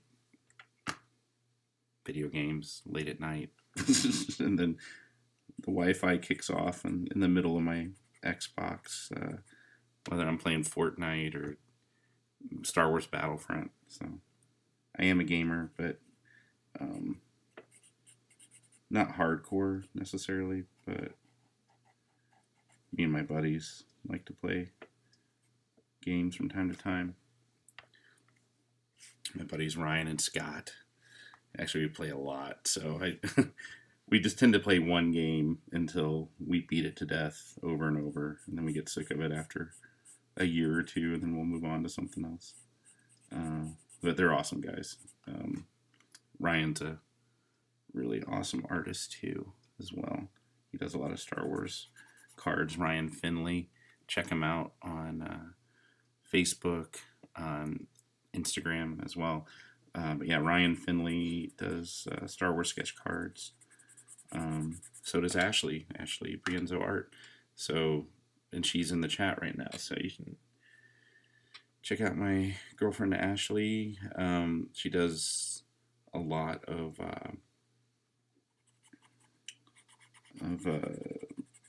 Star Wars sketch cards for Topps, and her stuff's really good too. So she's been, in the last couple years, been getting noticed for her stuff, which is great.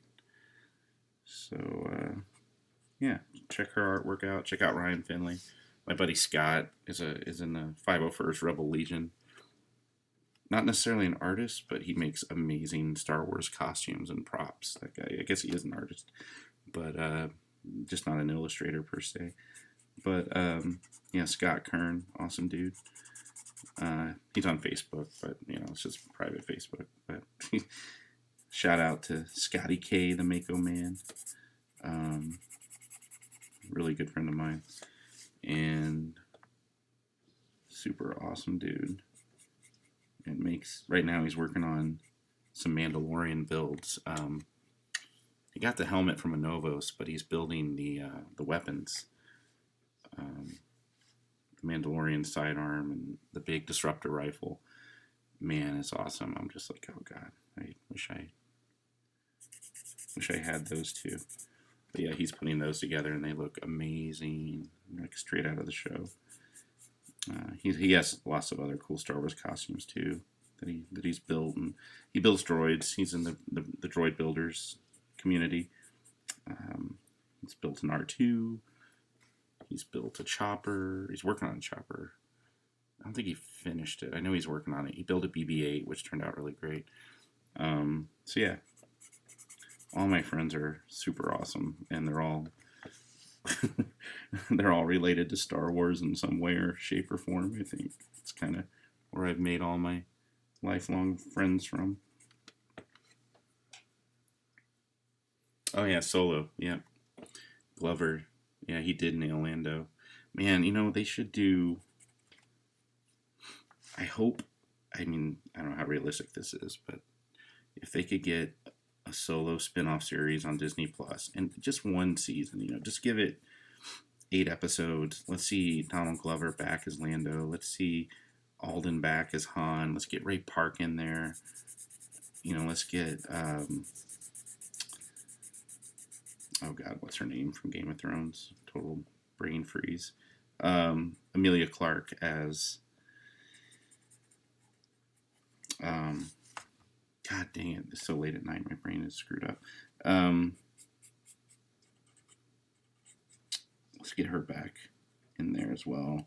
And yeah, I really want to see the rest of that story. It sucks that Solo was kind of perceived as a bomb. It really wasn't, but it didn't do what people had hoped, and it kind of came out so quickly after Last Jedi that people were, I think the casual Star Wars fans were kind of caught off guard. The lack of promotion did not help either. Disney didn't really push Solo like they should have. So I think that definitely hurt with the box office as well. A lot of people didn't even realize a new Star Wars movie was coming out in May. People had gotten used to December as being Star Wars time, and then it had more to do with that than I think the oversaturation of it. So Solo was an experiment, but I think the marketing was mishandled for it, unfortunately. And that's why it didn't make as much money as it should have, because it was a really great Star Wars film. Definitely very classic feeling. A lot of that's owed to Ron Howard coming in and saving the production on that. And him having worked with Lucasfilm before and being friends with George. And yeah, Ron Howard's no slouch when it comes to, you know, making genre films. And you could tell he poured his heart into it. And Lawrence Kasdan and his son John wrote a great script. So yeah, so let's get more Solo. Let's get some. And then we're getting the Rogue One on Disney Plus with Cassian and K2. Super stoked about that. I can't wait for that. That's going to be great. But I'd love to get some Solo love on Disney Plus. Yeah, Butthurt Brigade. Yeah, pretty much. People love to complain. That's what the internet is. The internet has created the new national pastime of complaining. That's what people love to do. So, I mean, even when we're so, it's an embarrassment of riches how spoiled we are with comic book movies and Star Wars and video games, and people like still want to, they still want to bitch, and it's like, really? It's like even something that's bad, like a bad comic book movie, is still so awesome. I mean, I grew up, and I was a kid when the first Superman movie came out with Christopher Reeve, or Batman '89. I was a teenager, and it was like I dreamed of these Marvel movies or these kinds of DC films. And now that we get them, and people are just so like critical, it's like, really, come on. It's like, I mean, yeah, I can be critical too, and I can pick them apart. And I'm not a huge fan of every single one, but I'm happy just, I'm happy just to get a Star Wars movie. I remember a time when I was a kid when there wasn't any Star Wars movies coming out, and now we're lucky that Disney can, without Disney, this franchise would have just, with George retiring and Lucasfilm's a small studio. I mean, not small. With Lucasfilm on their own wouldn't be able to put out as much content with Star Wars, especially with films and TV on their own, especially with George retiring. That would have been a foregone conclusion. But with Disney taking over the franchise, I mean, we're getting so much Star Wars, and as a kid, my brain would just explode if I was a kid right now. I mean, as an adult, it kind of already is, with all this stuff. But yet people still want to complain. It's like, come on. It's like any Star Wars it's great Star Wars. There shouldn't really be a reason to hate it, I mean, yeah, sometimes it's not what you expect it to be. It doesn't turn out as great as you hoped. But, even with the comic book movies, like, yeah, they're not all great, but the fact that, we're getting some of this stuff is just, it's amazing that we have the time and the technology and the talent, and we can get, for every bad comic book movie there seems to be like 5 amazing ones, so that's my rant. So here I am starting to fill in Vader. I don't know, how long have I been doing this? How long have I been online? I don't even know. It's probably been almost a couple hours. Yikes. This is a long stream already. Maybe I'll just get Vader filled in and save the Mud Trooper for tomorrow.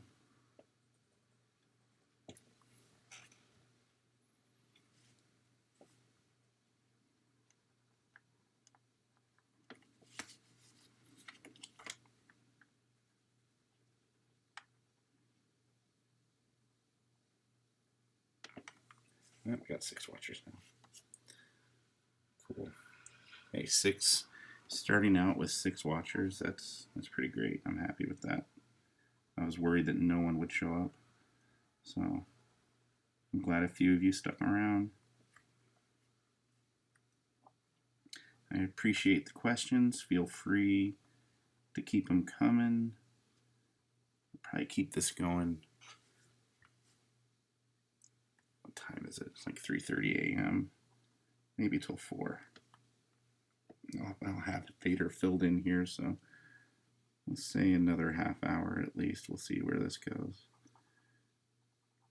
I think in a half hour I might be ready to pack it in for the night, but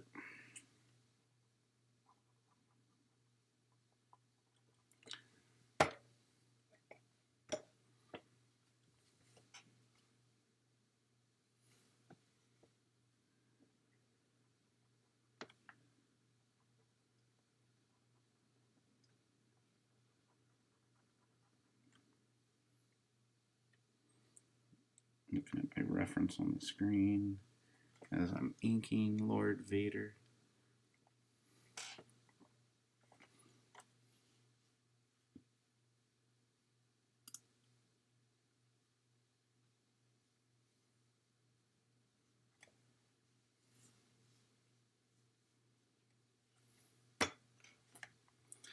You can see he's kind of coming along. I'll move him over here a little bit. You can see it better. There we go. It's getting there. Probably would have had this done sooner if I didn't talk so much, but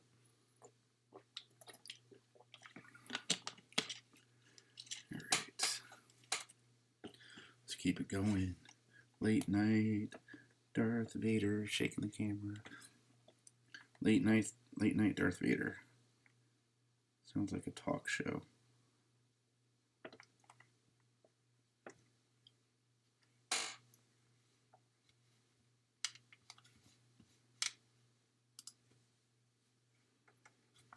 Cool.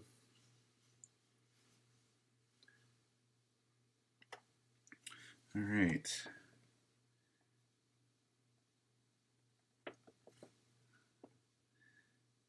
Kinds of little details in here. Trying to figure this out. Looks like I got a little bit of action there. A little bit of black there. There's Vader's little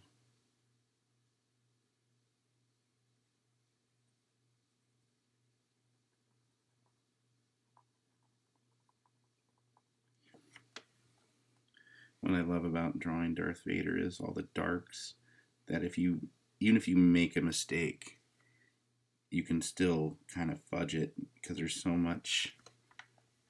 There's so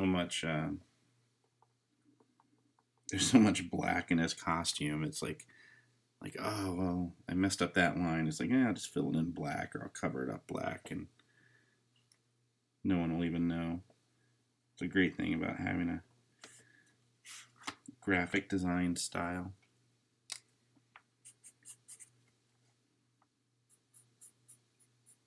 At least when I'm doing this kind of stuff. I mean, when I'm doing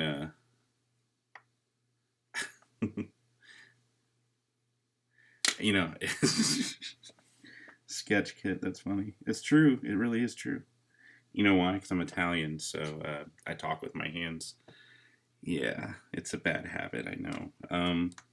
It seems like getting less done because talking as much as I talk with my hands sometimes. Yeah, it's an Italian thing, I think. I tend to talk with my hands a lot. And that's okay. I never said I was the fastest artist, but it's getting there.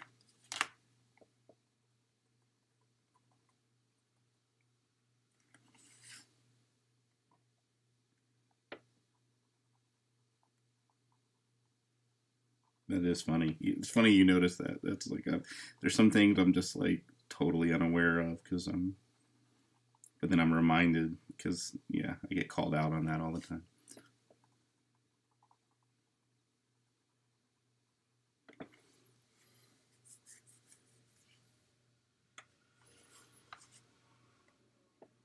This is pretty fun, though. I dig in the whole live stream thing and getting to share a little bit of my creation process this way. And eventually, I'll get around to doing some Photoshop stuff, and you guys can watch me paint in Photoshop and listen to me ramble while I'm hitting Command Z over and over, undoing all my mistakes. That's like I was saying earlier with this Darth Vader thing. If I make a mistake here, it's like I'll just cover it up with ink. You learn to be creative with your mistakes. But then when you're doing digital art, it's like, okay, well, undo Command Z, go back to history palette. Yeah, your history palette becomes your best friend. So, and there's times when I'm working traditionally, and I swear to God, I know I'm not the only one that does this. I'll make a mistake on a drawing, or I'll be painting something by hand, and I'll make a mistake, and I'll be like, my hand will gesture to do the Command Z, and I'm like, what am I doing? Like, I can't undo this because this is traditional, not digital. But my brain gets so caught up in doing digital work sometimes that I just think, oh, well, instead of taking an eraser and erasing or taking white out, it's, oh, Command. I'm like, wait, why did I just think I could do Command Z? That is so dumb. But hey, you get spoiled working digitally sometimes. And they always have their advantages and disadvantages. I mean, both traditional and digital. I tend to, I don't know if I had to favor one or the other. I mean, I guess right now digital, because I'm still learning a lot and still, pushing and trying new things. That's a great thing about digital is you can always just, you can never really master it because there's just so much you can do. And it's fun to try new things and explore and really just get crazy with layers and textures and lighting and effects, but at the same time still keep your sensibilities intact, the integrity of the art intact as an illustration, being, you want to keep that balance too. So that's fun. That contrast is what I dig about it, doing digital art and trying to keep that, learn new things, push limits, but it's going to look digital, and I know that going into it, but at the same time, it's like, well, how do I keep it from looking too digital, or how do I push it to look more digital, or so it's that balance of depending on the piece and what it is I'm trying to say with it. And then, do I want to go more traditional with my digital art? Do I need to use more traditional looking techniques, that emulate traditional looking paintings? And sometimes I do. Sometimes I'm like, okay, I want to treat this a little more, I want to use techniques that emulate traditional techniques in my digital painting. And then sometimes I'm like, well, I want this to look more digital. I want this contrast. So yeah, it's interesting. I like exploring and testing, trying new things that way. Yeah. Art streaming is kind of like going to a coffee shop and art jamming with friends as far as live chat and work and winding up your friends. Yeah, it is. That's a good point. And that's kind of why I'm doing this too, because when I do conventions, it does give me the opportunity to sometimes draw with friends, which is another thing I miss about teaching, because like I said earlier, I taught illustration for like 10 years. And I got to, teach college art courses, and I'd have, anywhere from 20 to 30 students in some of my classes.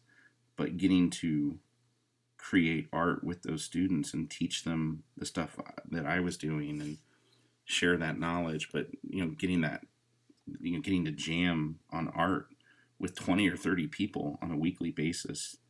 I did that for 10 years, and I definitely miss that.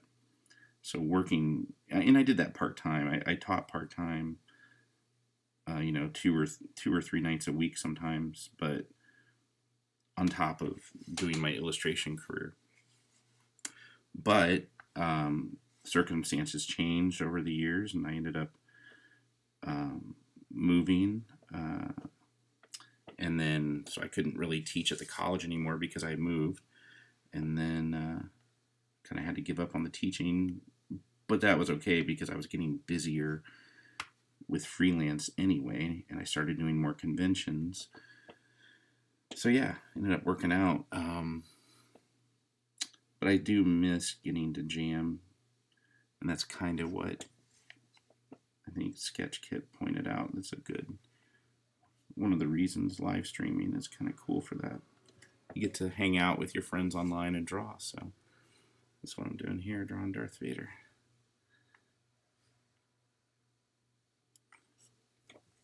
So Steve has a question.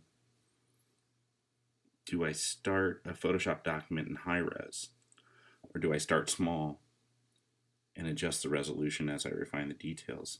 That's a great question. Actually, I do start in high res because I found out not every concept that I do or every composition that I start out in Photoshop when I'm, laying out the piece and breaking it down, not everyone gets approved for a final. But if it ends up being something that I can take to a final, the fact that I've started it as a high res document, anywhere from like 400 to 600 DPI, is usually what I work in. But the fact that I started out that way saves me time, because then when my concepts tend to be really tight. I don't really share too often on Facebook or Instagram or Twitter or on my website. I really don't share my concept work, my concept versions too often, because a lot of the time the stuff I'm doing for Disney or Lucasfilm or CBS or whoever the client is, I can't really show the concepts because it's all NDA stuff. And so I which is the reason I can't really live stream that stuff normally either. But so I can't really, after the fact I can share concepts once the artwork finally comes out, and I will do that sometimes. But so much of what I do a lot of concept work, and only some of it usually gets approved. So, and then once it gets approved, then I spend, days or weeks or maybe even months working on it, depending on how many pieces there are, So, but I'll start out in high res because I find it saves me time.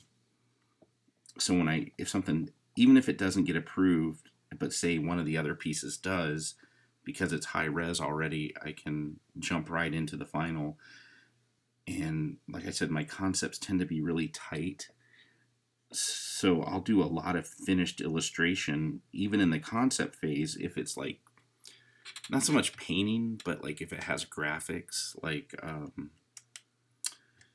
if a piece has like a lot of graphic design elements, I might do those high res, and then the actual characters or backgrounds might not be detailed. Those will be rough. So even though I'm working high res, at least the foundation is there. So if the piece does get approved, I can just pop open the high res version of the file and just start rendering right away.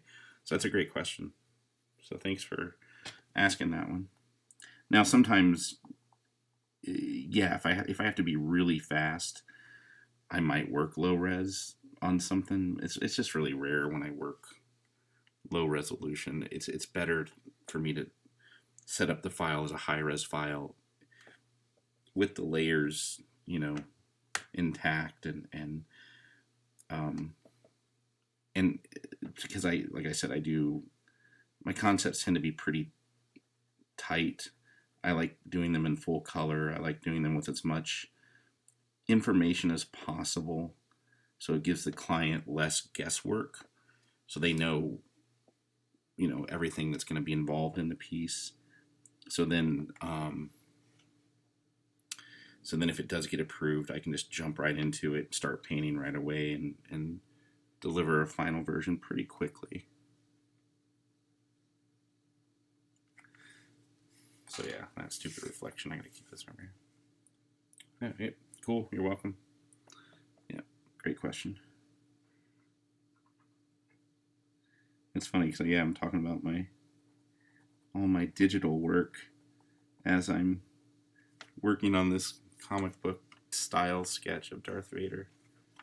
So but that's cool. Yeah, no, and like I said, eventually, hopefully you'll see me stream some of my digital painted stuff. I can, in my OBS software, I can stream from my Cintiq monitor. So as basically you'll be watching my desktop. Once I get a piece I can work on that I can stream. If it's not the supernatural art coming up, I'll have to check out my NDA on that. I'm pretty sure I can't stream while I'm working on that, but in fact, I know I can't. It's just a matter of if I can do it under the radar, and if Warner Brothers is WB if they don't catch me and don't give me flack for it. I don't know when it comes out. I think the art will come out maybe late this summer. I think later this summer, early fall maybe. But no, I'll probably do some fan art, and you guys can see me work on some custom pieces that I'm working on my own. Watch me do those digitally.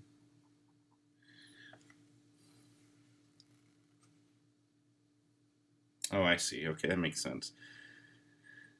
Yeah. See, yeah, because I have like 32 gigabytes on my iMac, so I can push those really dense files with the layers. So Steve's saying he only works in 150 DPI because he has 8 gigabytes of RAM, so it can get slow and get choppy on the tablet, and that's understandable. I remember those days too on my beige mini tower on my Mac. Luckily, a few years back, I upgraded to a much more powerful iMac for my desktop. I mean, I don't. Maybe it was probably 5 years ago, 6 years ago. I'm probably overdue for a new iMac, actually. And if all these conventions didn't get canceled, I probably could have bought one this year. But now I'm back to square one. So now I'm going to have to really hustle, make up for a lot of these lost funds. But yeah, I'll get around to upgrading my system again here soon. But yeah, luckily I have an iMac 27-inch that I work with. That's what I'm broadcasting from, this camera right there. Yeah, I think Vader's coming along. Let's maybe see a little bit better here. Starting to get there. Almost done filling them in. What are we at? About 350. So yeah, we'll push them here to the end.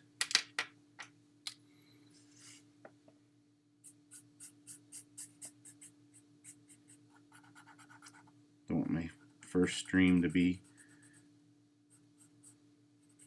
3 hours long, maybe. I don't know. I mean, I don't know what the limits are for these things, but it's yeah, I thought maybe I'd do an hour or two tonight. Looks like it's going to turn into about 3 hours.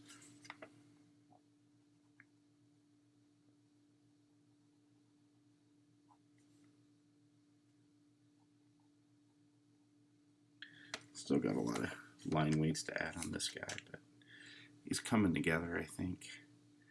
Just gonna see.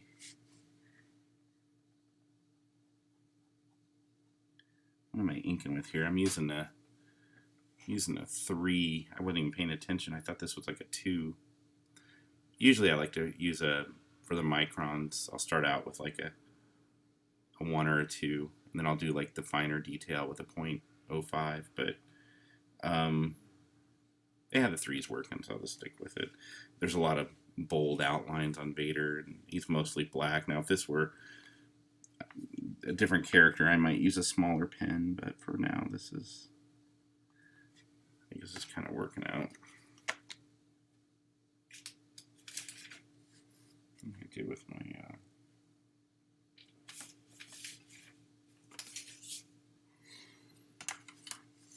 tighten up this line. It's getting a little shaky.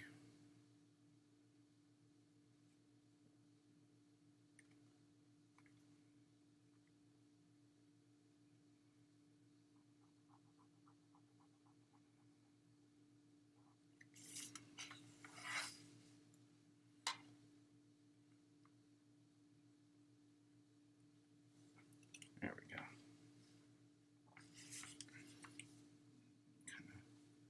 See if I can get this curve a little tighter, a little bolder here.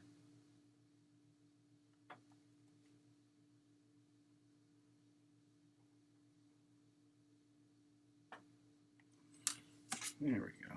Starting to look a little sharper. All right. Let's see. A lot of little details in here in his helmet.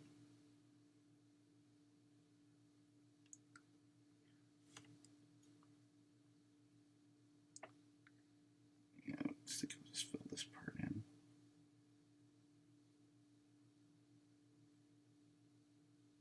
It's cool. My first live stream is Darth Vader. He's, like I said earlier, he's one of probably my favorite Star Wars character. Boba Fett is a very, very close second. I mean, really, they're kind of neck and neck for me. So I really love Vader and Boba Fett a lot. So it's cool to be able to share this with you guys. My first sketch being Darth Vader for my live stream. Let's see, still little holes in here. Just got to touch up, but still got to do the gloves and the cape. You can see.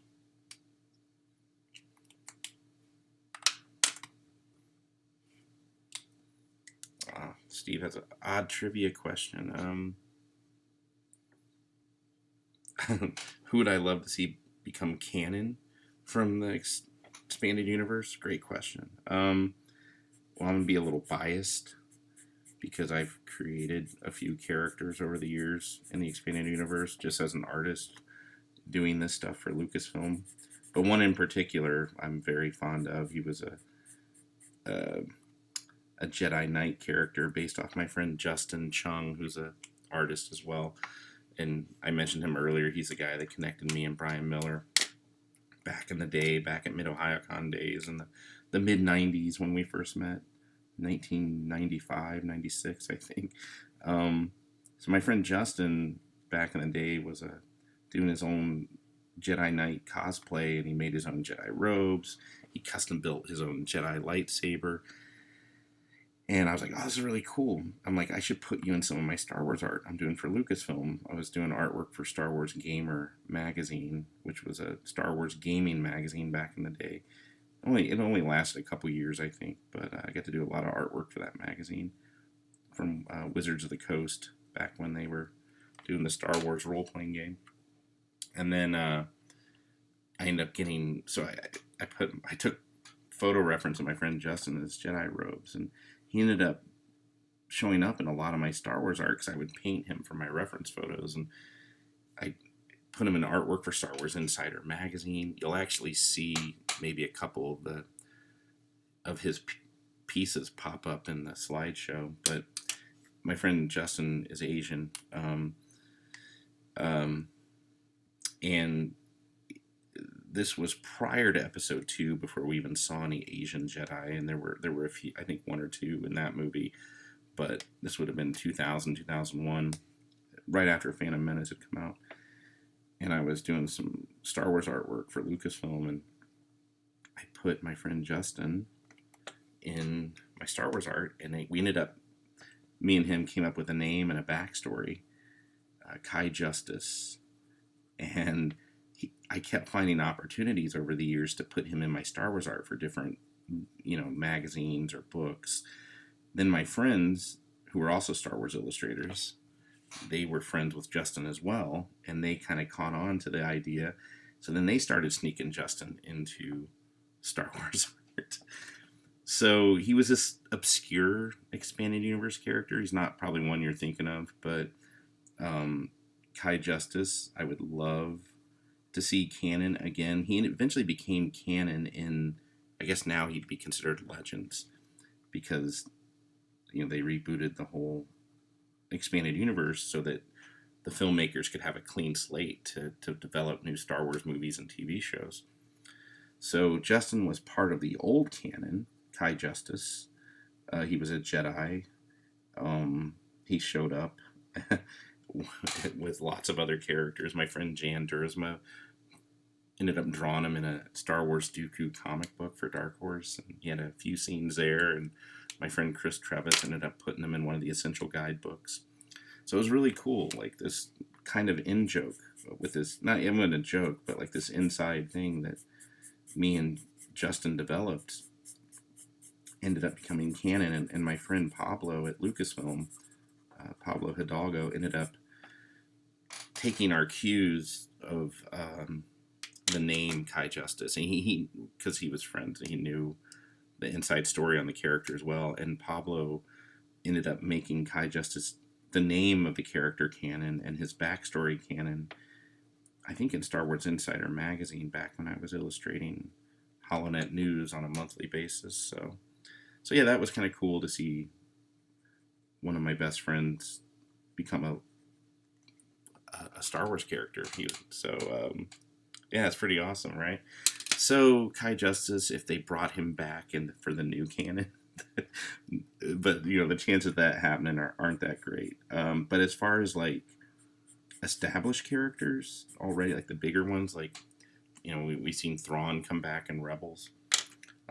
We've seen Quinlan Vos show up in the Clone Wars cartoon. So I'm a huge Quinlan Vos fan. That character my friend Jan Dursma created for Star Wars Republic for Dark Horse, and Quinlan Vos was a great character.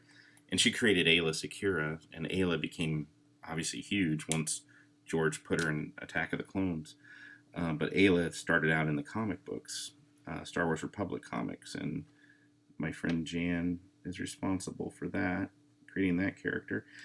But I would love to see, the obvious one would be Mara Jade. I'm not like a huge Mara Jade fan, but I do like the character, and I like her connections to Luke Skywalker.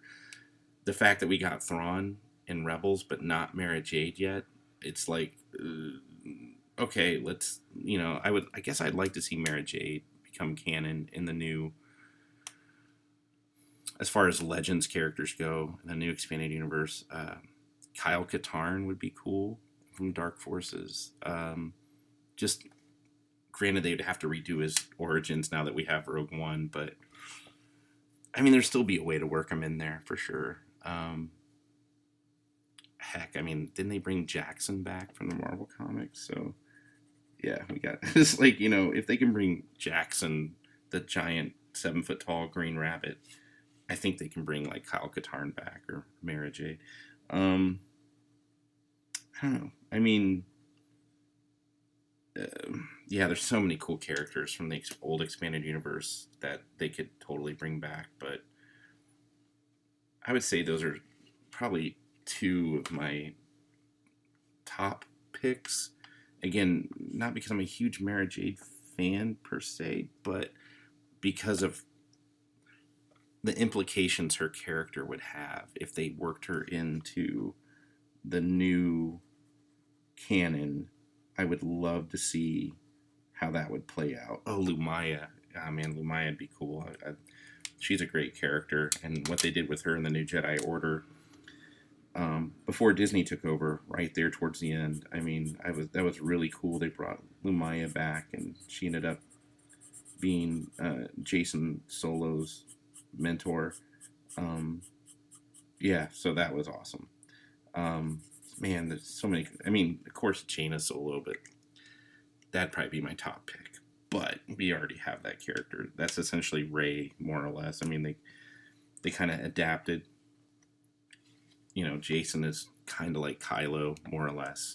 Rey is kind of like Jaina, more or less. I mean, so I doubt we'll see Jaina Solo in any new source material, but you never know. I mean, I love that character though, so I've gotten to do a lot of Jaina Solo art over the years for Star Wars for Lucasfilm. So yeah, that's a really great character I've had the pleasure of working with, and Christy Golden, who is an author for Lucasfilm and Del Rey. I mean, she's written some great Jaina Solo stories as well.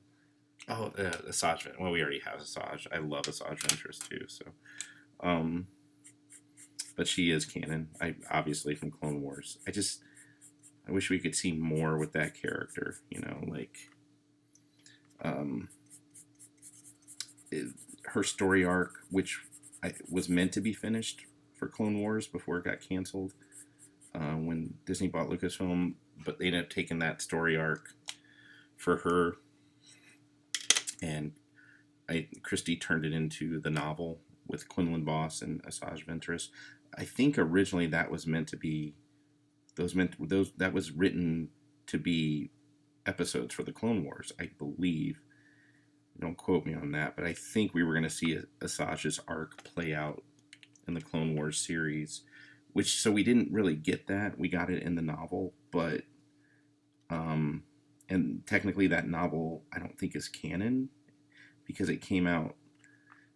I think it was. I can't remember now if it came out after Legends or not. I think it was before, but regardless, it'd be cool to see more Asajj Ventress. She's definitely one of my favorite EU characters.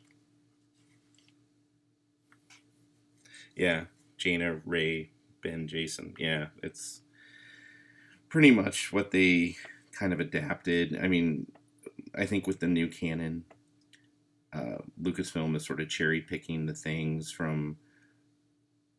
that worked, definitely from the old expanded universe, and they're like, hey, this, you know, like Thrawn was great, you know, they're like, oh, and they could cherry pick him from the Legends timeline and put him into the new timeline because they can make it work. You know, they made it work for Star Wars Rebels, and where it doesn't, I think where things don't conflict and things don't overlap too much, you know, they can take a character like Thrawn from the old timeline and use him in the new canon. It's usually when things contradict too much where we won't see, and that's probably why we won't maybe see Mara Jade. So, for that reason, but you never know. I mean, you know, maybe Luke's new backstory with the sequel trilogy films doesn't really jive with the whole Mara Jade backstory, so then it seems kind of like pointless to pull her in at that point, but you never know. I mean, we might still get some Mara Jade.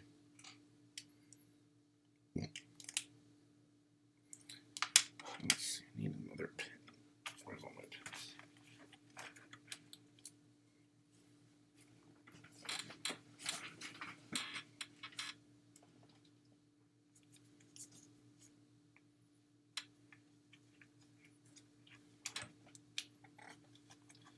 I got art supplies everywhere floating around.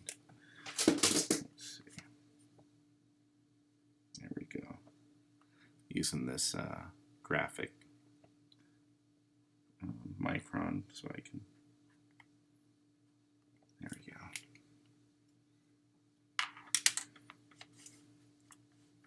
I can actually fill in a little faster. It's got a broader tip on it.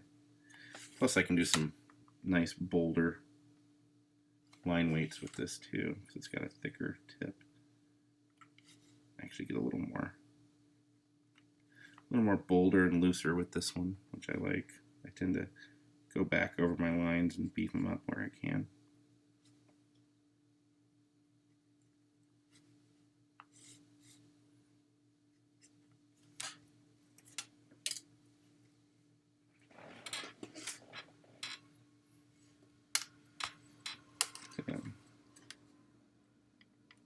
not always the best setup for drawing here in front of my computer, but like I could totally use them. Way more space up here, but that's okay. So much of what I do anymore is, I do so much digital that I don't need the surface space, except when I'm doing like sketches or little paintings. Even if I'm doing like a little sketch card painting or something, I'll usually do it in front of my computer, but I'll sometimes use the drawing table behind me too, which comes in handy for that stuff. It's just harder to stream over there because my computer's not there, so.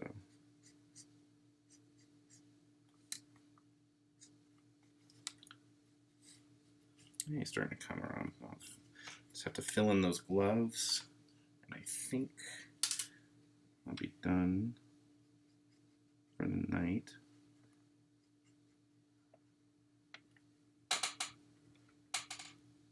I think Shadows of the Empire could still be canon. Make it a CGI miniseries or Disney Plus movie. Wishful thinking. Yeah, that would be cool, definitely. I know, like, the new Disney, what are they? The Galaxies of Adventure shorts that Disney's been putting out. They're really cool. They're like animated, like these little animated shorts. And I know the one they put out with Leia, it had Maz Kanata in it and Chewie, but it tells a different story of how Leia got the Bausch costume. Bausch. I think I say Bausch usually.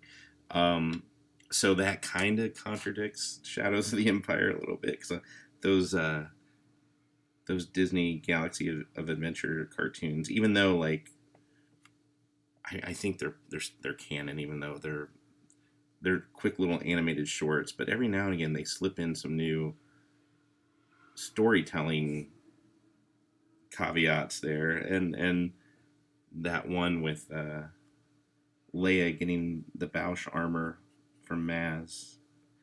It's like, oh, that's totally different from Shadows of the Empire, but hey, that's cool, different take. But yeah, heck yeah, I'd love to see that story. I mean, the other problem is with Disney, not doing like films of the Thrawn trilogy. It's like, yeah, they don't. I mean, that'd be great to see those, but those stories have already been told, and I don't think Disney and Lucasfilm aren't really of the mindset to rehash things that have already been done successfully in one format. Like, we're not going to see an adaptation of the Thrawn trilogy, for example. One, it contradicts too much the new timeline, but I mean, they could change it, just like Shadows of the Empire, but it's sort of like, well, we've already been down that road. We've mined that mountain already. So, and I'm cool with that too, because I'd rather see, as much as I love Shadows of the Empire or the Thrawn trilogy, Heir to the Empire, as much as I love those stories, it's like, yeah, instead of seeing straight up adaptations, I'd rather see, new stories and new content.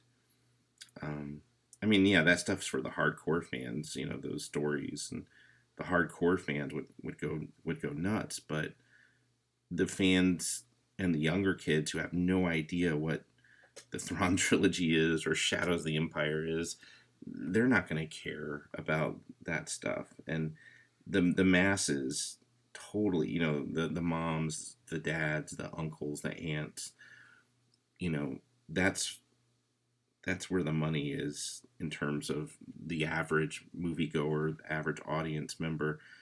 The bulk of the ticket sales come from the families at Christmas times, not necessarily the hardcore fans that might see Solo once or twice or not at all. So the bigger picture is, okay, we got to make movies and stories that are accessible to much broader audiences, to much bigger audiences, to keep Star Wars alive, to keep it going. At the same time, they have to appeal and appease the hardcore fans, but they also don't want to alienate the fans that have no idea the minutia of these other stories that they're going to be totally lost on or not even really care about. So it's a delicate line, tricky balance, you know. So, and I get it, you know, having worked in Star Wars for all these years and all these licensed properties. So it makes sense, you know, you don't want to, as cool as it would be to see adaptations of this stuff, they also want to keep things open and flexible for Aunt Judy and Uncle Bob and those fans that don't really know the hardcore details of Star Wars. So yeah, he's getting there. All right, let's finish up his glove, and we'll come back to this one tomorrow, I think. Actually, I'll probably ink that Mud Trooper tomorrow. I do have to work on my Supernatural painting for Warner, WB. So, but I think I can probably spare a few hours tomorrow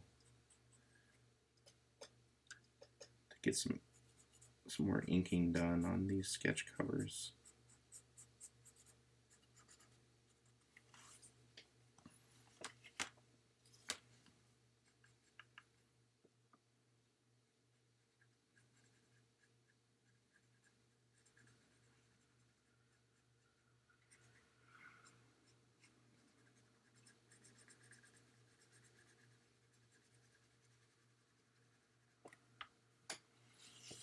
It's coming out pretty good, I think.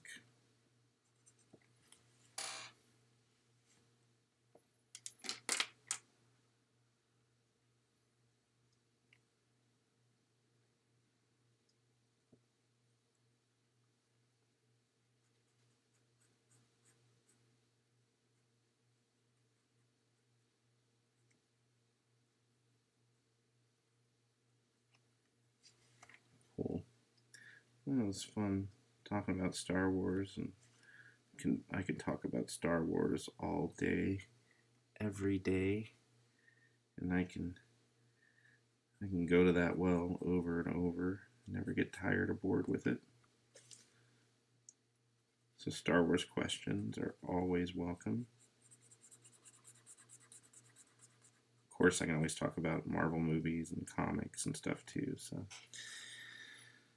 I can get pretty sweaty, pretty geeky, pretty nerdy when you get down to it. All that stuff is what I was born and raised on, so.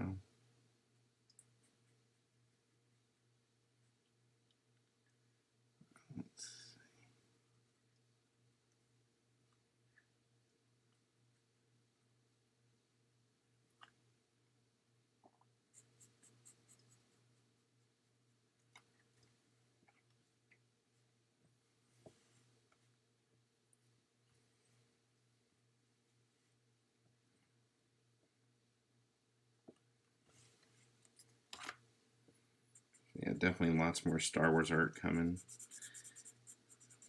Lots of sketch cover commissions I need to get caught up on, and I think probably in a week or two I'll be at the point where I can start taking on sketch requests, and then, you know, drawing them live, and you guys can tune in and watch me draw your favorite character.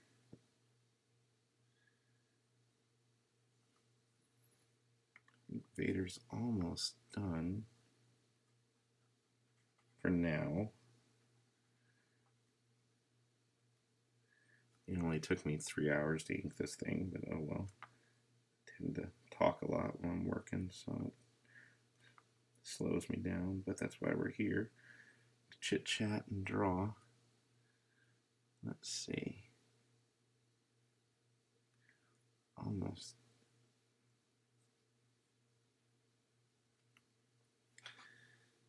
Let's see how I'm doing here.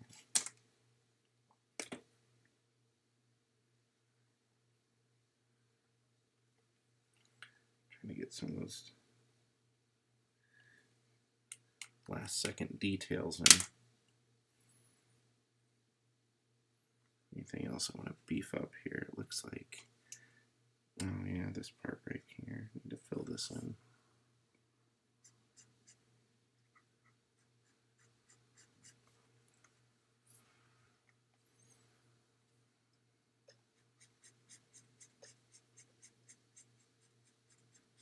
So yeah, if there's any last second questions, I'll be probably wrapping this up in a few minutes, but I'm coming back to it tomorrow. Still have that Slave Leia cover to finish, and then the Mud Trooper, I gotta get him inked. I'm pretty happy with this Vader so far anyway. So hopefully I don't screw it up once I start putting the tones in and adding the highlights and the technique and all that jazz. So I gotta put a background in there too, so I gotta figure that out. Probably do the lightsaber, then I'll probably render the lightsaber with the gray tones, and then I'll put the outer space behind it.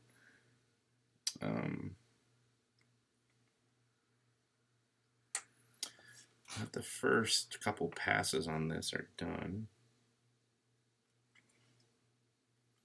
for now. And again, I'll give you guys a preview for those of you coming in late, if any of you are watching late.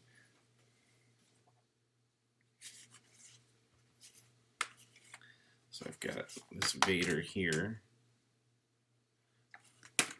Oops, banging my camera around. This one I gotta get back to. This is a fun piece. BB-8 and the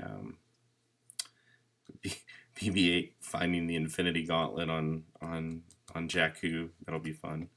Just rolling along and passing it by. It's buried in the sand. That's a fun one. I need to wrap up. So yeah, there's the Vader. I think I'll be inking this one tomorrow. This Mud Trooper and this Han Solo sketch cover. And this is for a customer who actually cosplays this Mud Trooper character. That's actually him. He actually posed for me. I took some photos of him in his armor, his Mud Trooper costume. So I took photo reference of him in this pose, and then I ended up drawing him off camera. So I got it done to the point where I can actually start inking this and toning it and rendering it and all that jazz. And then this one here, I got to finish up. It's almost done. So nice Slave Leia piece here. This one I got to push some more darks, especially in the drapery here. But some of the shadows I got to push deeper. And then yeah, and add some final technique with color pencil to this one. So I'll probably get to that one a little later this week. But there's the Vader for now. So that one turned out pretty good so far. And we'll do this Han Solo sketch cover tomorrow. So, all right, everyone. Thanks for coming out. Oh, cool. All right, Steve. Yeah, looking forward to the Photoshop streams. Cool. Me too. Those will probably happen a little later. I imagine in a couple weeks, maybe. I think the next few weeks will be sketches and commissions, getting caught up on those. And then I'll get to the Photoshop streams probably, I would say, we'll see, maybe early May if I'm lucky. I might be able to do one then. So maybe by mid-May at the latest. Cool. Thanks for coming, guys. I'm gonna bail because it's like 4:20 in the morning. But thanks for hanging out. And I will see you guys hopefully tomorrow. I think I'll jump on for an hour or two. At the least, I'll probably be on for like 2 or 3, but we'll see. All right, cool. All right, thanks, guys. See you next time.